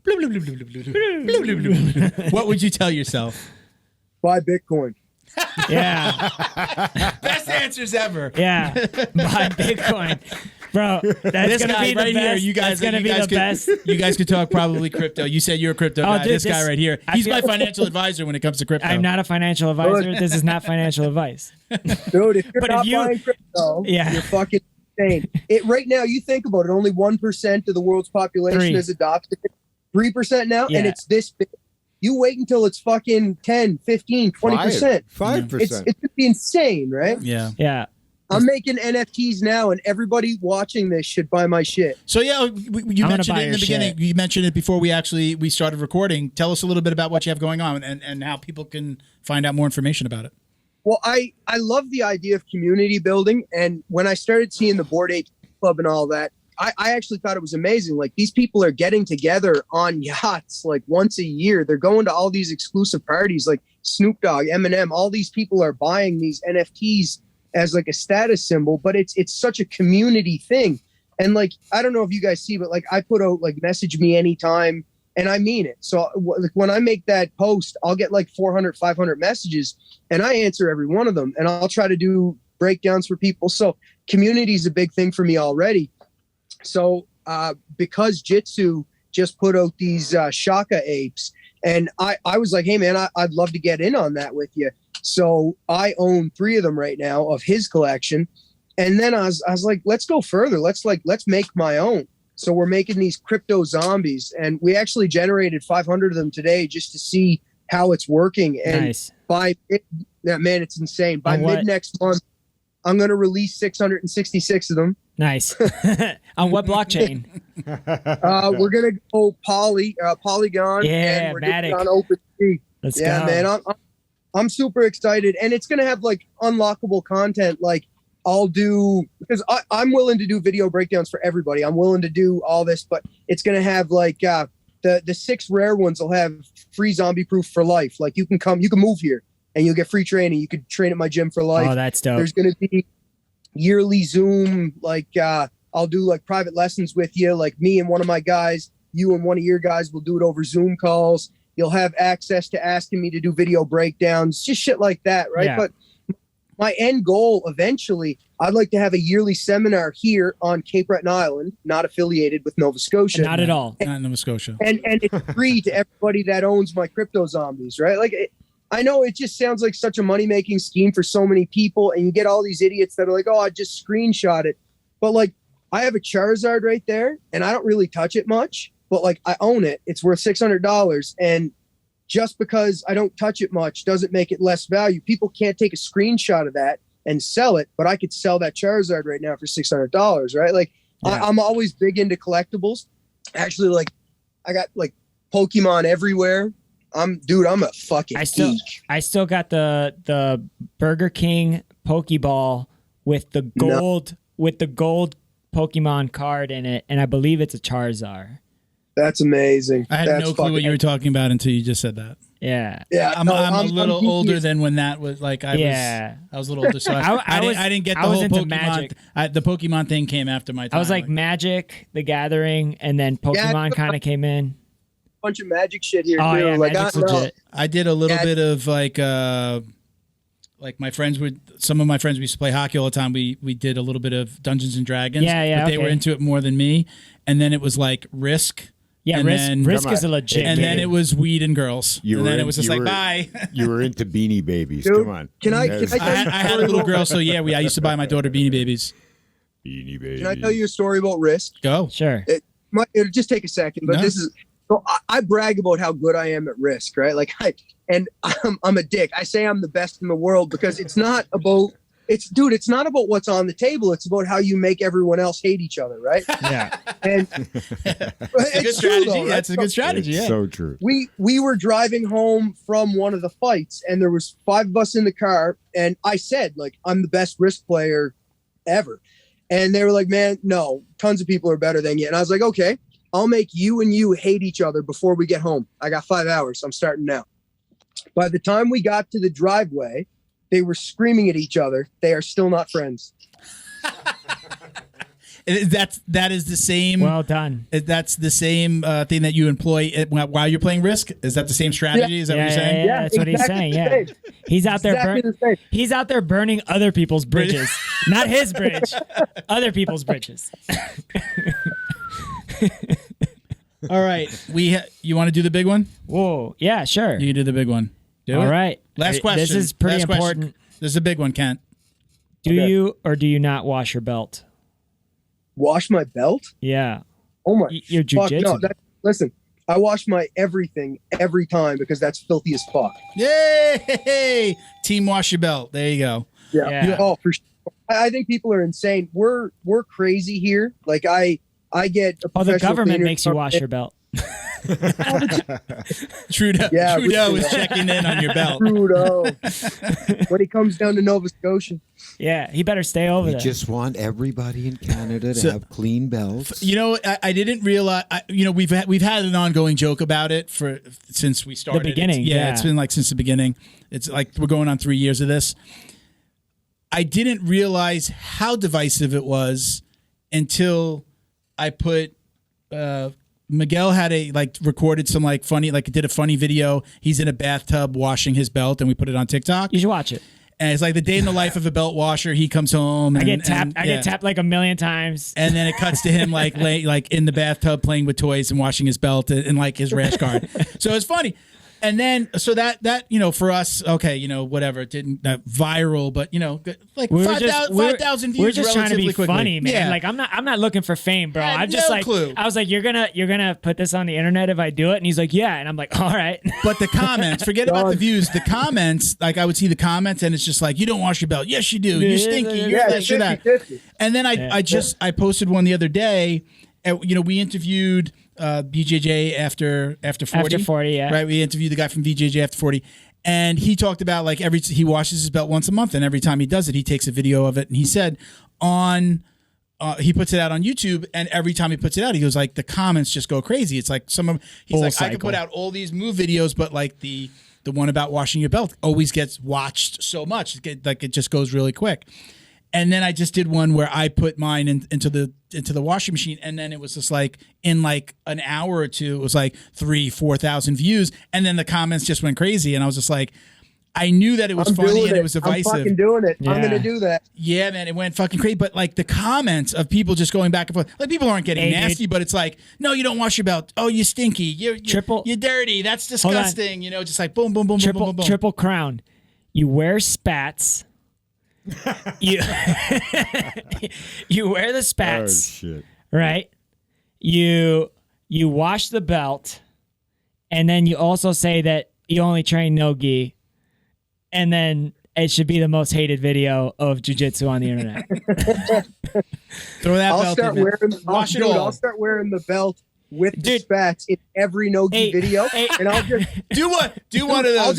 Can you do me weird? I'll fucking act like nothing's weird. It's like, did you guys see the video where me and my student were dressed up in Halloween costumes? Yeah, I love that one. Dude, I just taught the video like it was nothing. I brought no attention to it. I just taught it like it was nothing.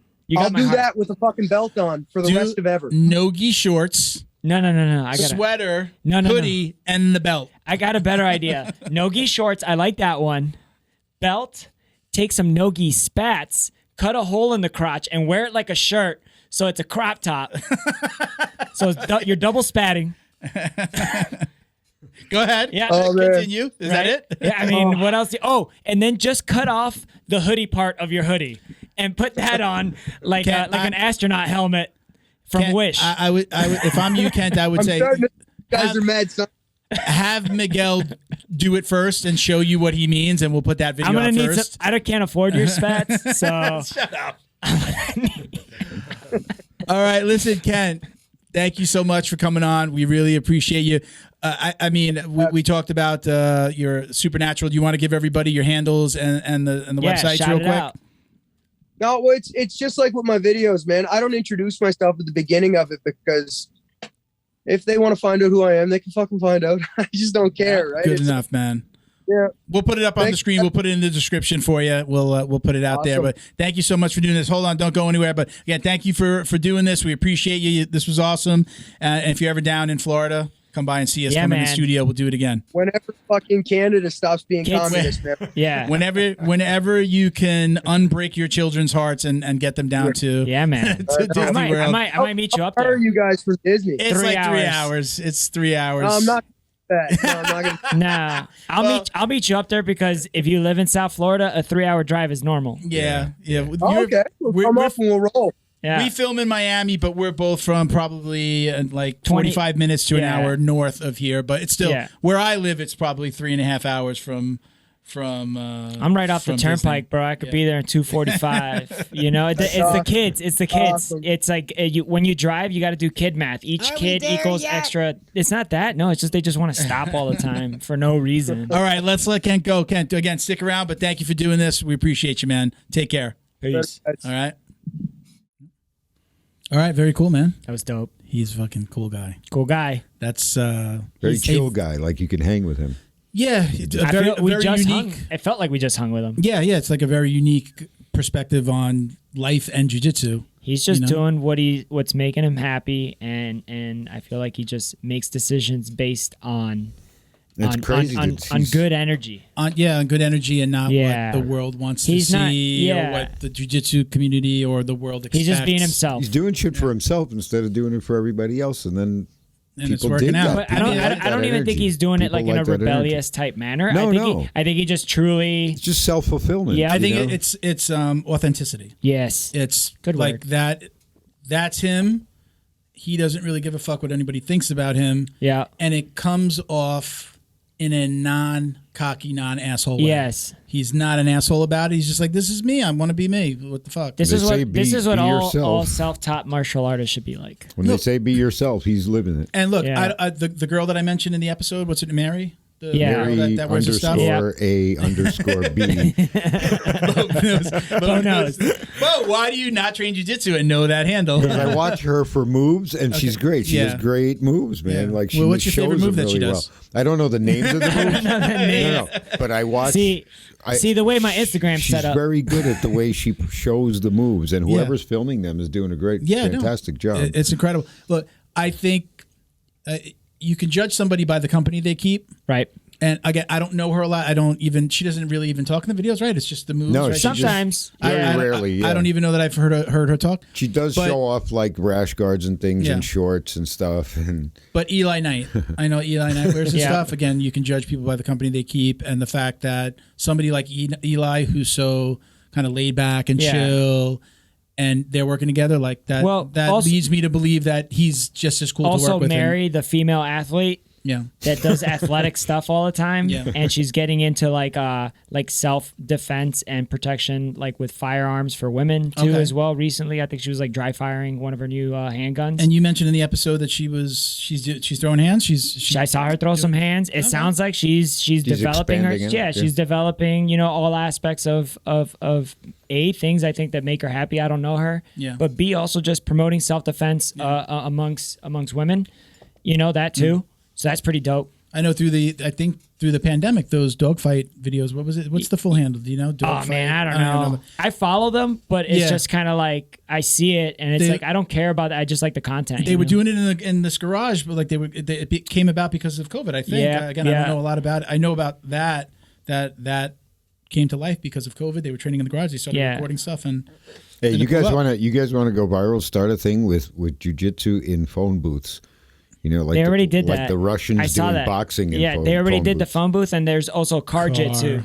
I'm down for a car-jitsu match. Oh, naked car-jitsu. There's one where they take the seatbelt. There's a video I saw. Is it a girl taking the seatbelt and wrapping it around? Loop choke, baby. Let's go. He went in. Hey, that lady went in there like Nicholas Margaral. Like he always just throws it, and he grabs that collar and she whack. And she did it. Is that what she did with the? Seatbelt? It was a straight Nicholas. Oh, Marigali. Yeah, Marigali, man. Freaking IBJJF against like Leandro Lowe or something. We don't want to keep everybody forever. We're going to do a little housekeeping here, guys. Let's show this paddle. Dude, this paddle is legit. The tribal guy. Oh, so this is the tribal guy. Guys. Yeah. Yep. He did a piece for you. He did, and it's bigger than Milton, so that means he likes me more. You're more interesting than Milton, so yeah. So you did this one. So I got this. It's got more shit on this beautiful red, white, and blue. Oh, that is representing cool. This lovely nation, and U.S. Army crest, the American flag.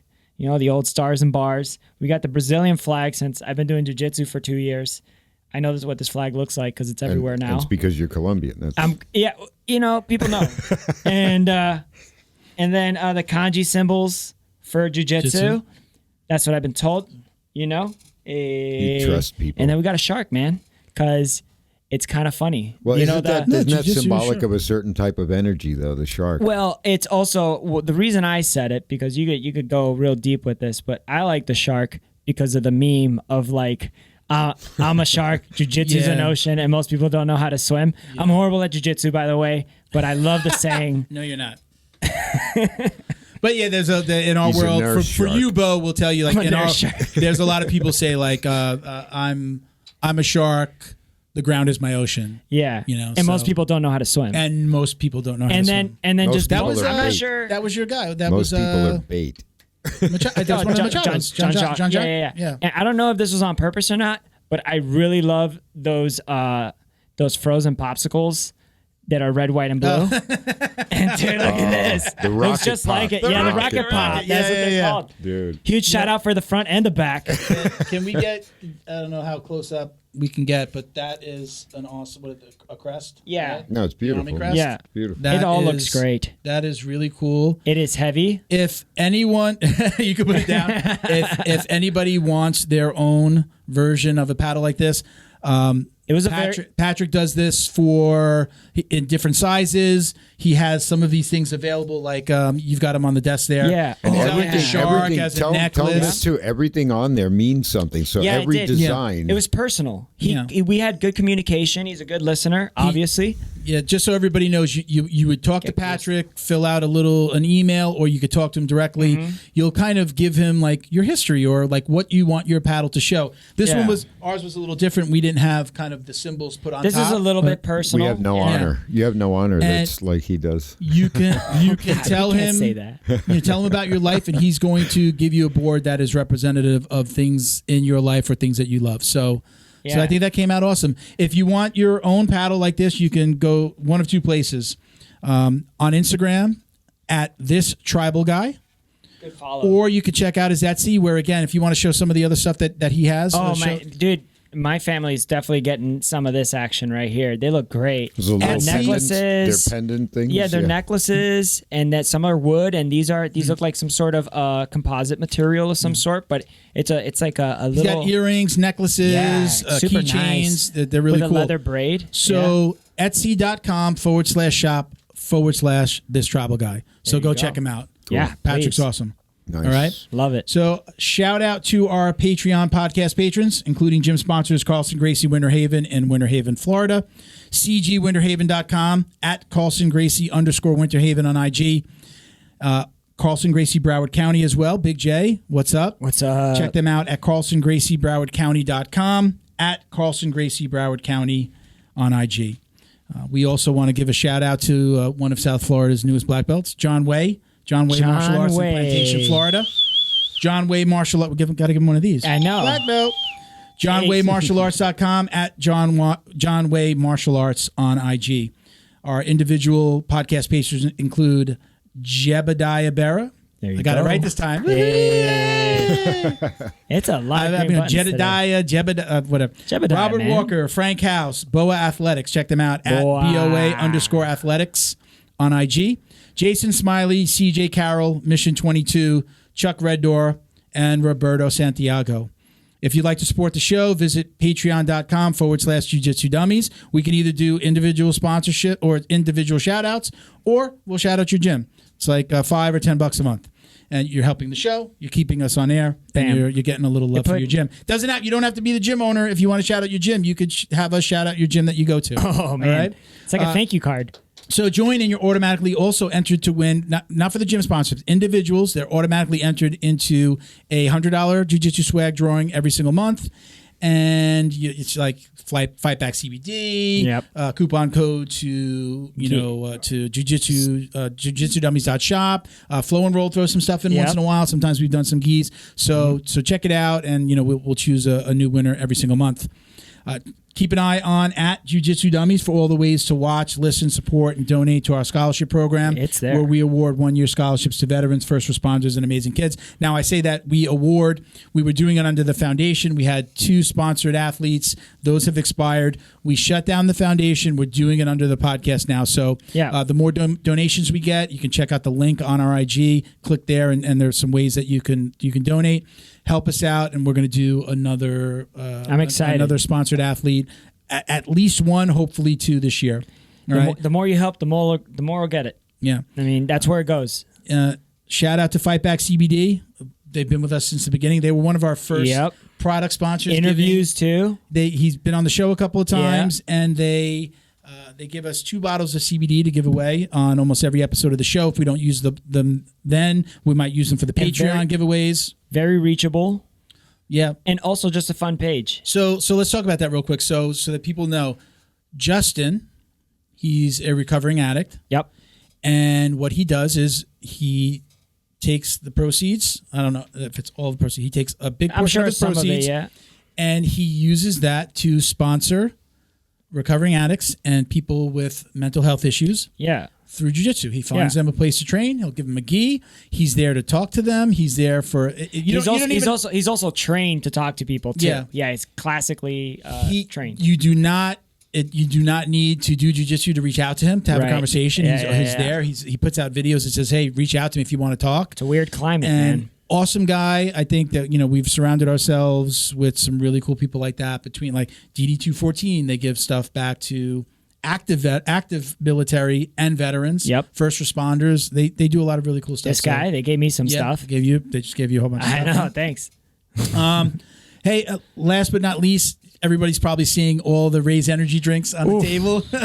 I tested it out. Yes. It works. I did too. I usually have a coffee before the episode. Did it make you fart or anything? No. Weird question.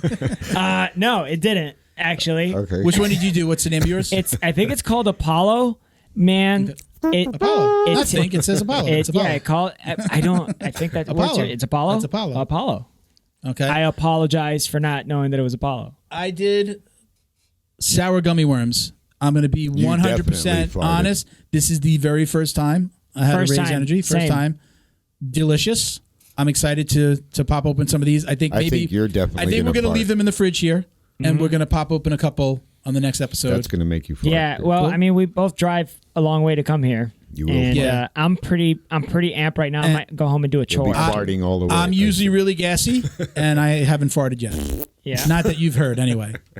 Oh, damn. So, is that what it was? So thank you to Raise Energy for the... I thought it was the air freshener. I didn't realize. This is called the Rebellion. The Rebellion Kit. Starter Kit. That's what we got. We appreciate you. Take out a couple of... man. I'm 100% going to make some cake. You take home the Raise cakes. I'm going to take home... Is that fruit cake? I'm going to take home the pancakes. I'm going to take home the pancakes. Fruit cake and fruit flapjacks? And report back. I don't know what's going on here, but I love the packaging, and I'm going to eat it. I'm going to... You're not supposed to eat it raw, though. You got to actually cook it. Don't tell me how to live my life, bro. Raise up a can and eat some cake. I'm going to... Just put that in the can. Me and my wife make pancakes every weekend. You do? One day on the weekend, usually That's on cute. Sundays. We always make pancakes. So I'm going to make these this weekend, and I'm going to let you guys know. And you eat them, what I think. too? You actually eat them? Me and my wife... You're an idiot. Me and my wife do a secret kumite while the kids are asleep every weekend. Is that what you call it? The kumite. No holds bar. Well, they gave us a whole bunch of this. Just hold up that one bag. This bag? That I don't even. There's I think there's pre-workouts in there. There's energy drinks, like powders that you can mix with water. Yeah. I haven't even been able to go through much stuff. It's a box of chocolates. They gave a T-shirt. There's a backpack in there. Go check it out. You don't know what you're gonna get. It's the Raise Rebellion. Yeah, there's a backpack in there. It's the Raise Rebellion. What is it, like starter a kit. blow-up backpack? You can just keep on talking over me, Bo. Thank you. I'm sorry. This is the Raise Rebellion starter kit. Anybody can get. You can go online and you can buy this. They're actually looking for content creators to help them build their TikTok. If you know what you're doing. Yeah. Or even if you don't know what you're doing, it doesn't matter. You might strike gold. Some content. It's a good place. Check it out. You can check them out. The name on Instagram and on TikTok is Raise Energy. It's real easy to find. Yeah. All right. Cool. Special thanks to our newest sponsor, George Hernandez Claims Adjuster. Have you experienced damage to your residential or commercial property in the state of Florida? Water, flood, fire, mold, storms, smoke, hurricane and wind, lightning, business interruption, theft and vandalism, sinkholes. Don't get stressed out dealing with your insurance provider. Call George Hernandez today. Let the professionals get you the most compensation possible. Visit hernandezclaims.com or call 305-712-6751 to get help now. And stay in touch with them on Instagram at Hernandez Claims. All right, guys. Thank you for watching and listening. Stay safe, everybody. Stay COVID-free. Like Bo, you didn't have COVID. Just stay happy, if you don't get tested, you can't get COVID. Boom. Hashtag. Hey. Take care, everybody. Thank you for watching and listening. Bye. Oh, peace, love, jiu-jitsu. Peace, love, jiu-jitsu. Peace, love, jiu-jitsu. Hold on. Hey. Bring it back. Encore. Hold on. Look at Ready? this. Bo's like, more? I'm like, no. You're Ready? lucky I'm sharp. I'm like that goalie that doesn't miss. Milton. Yeah. This one's for you. This one's from our store, There it is. There it is. Peace, folks. love, jiu-jitsu. There it is, folks. There you go, brother. Bam. Oh, dude, I'm happy. That's awesome. Take Hold care, it up everybody. again. I'm going to wear them all at the same time. Let's give him the us. Let's give him the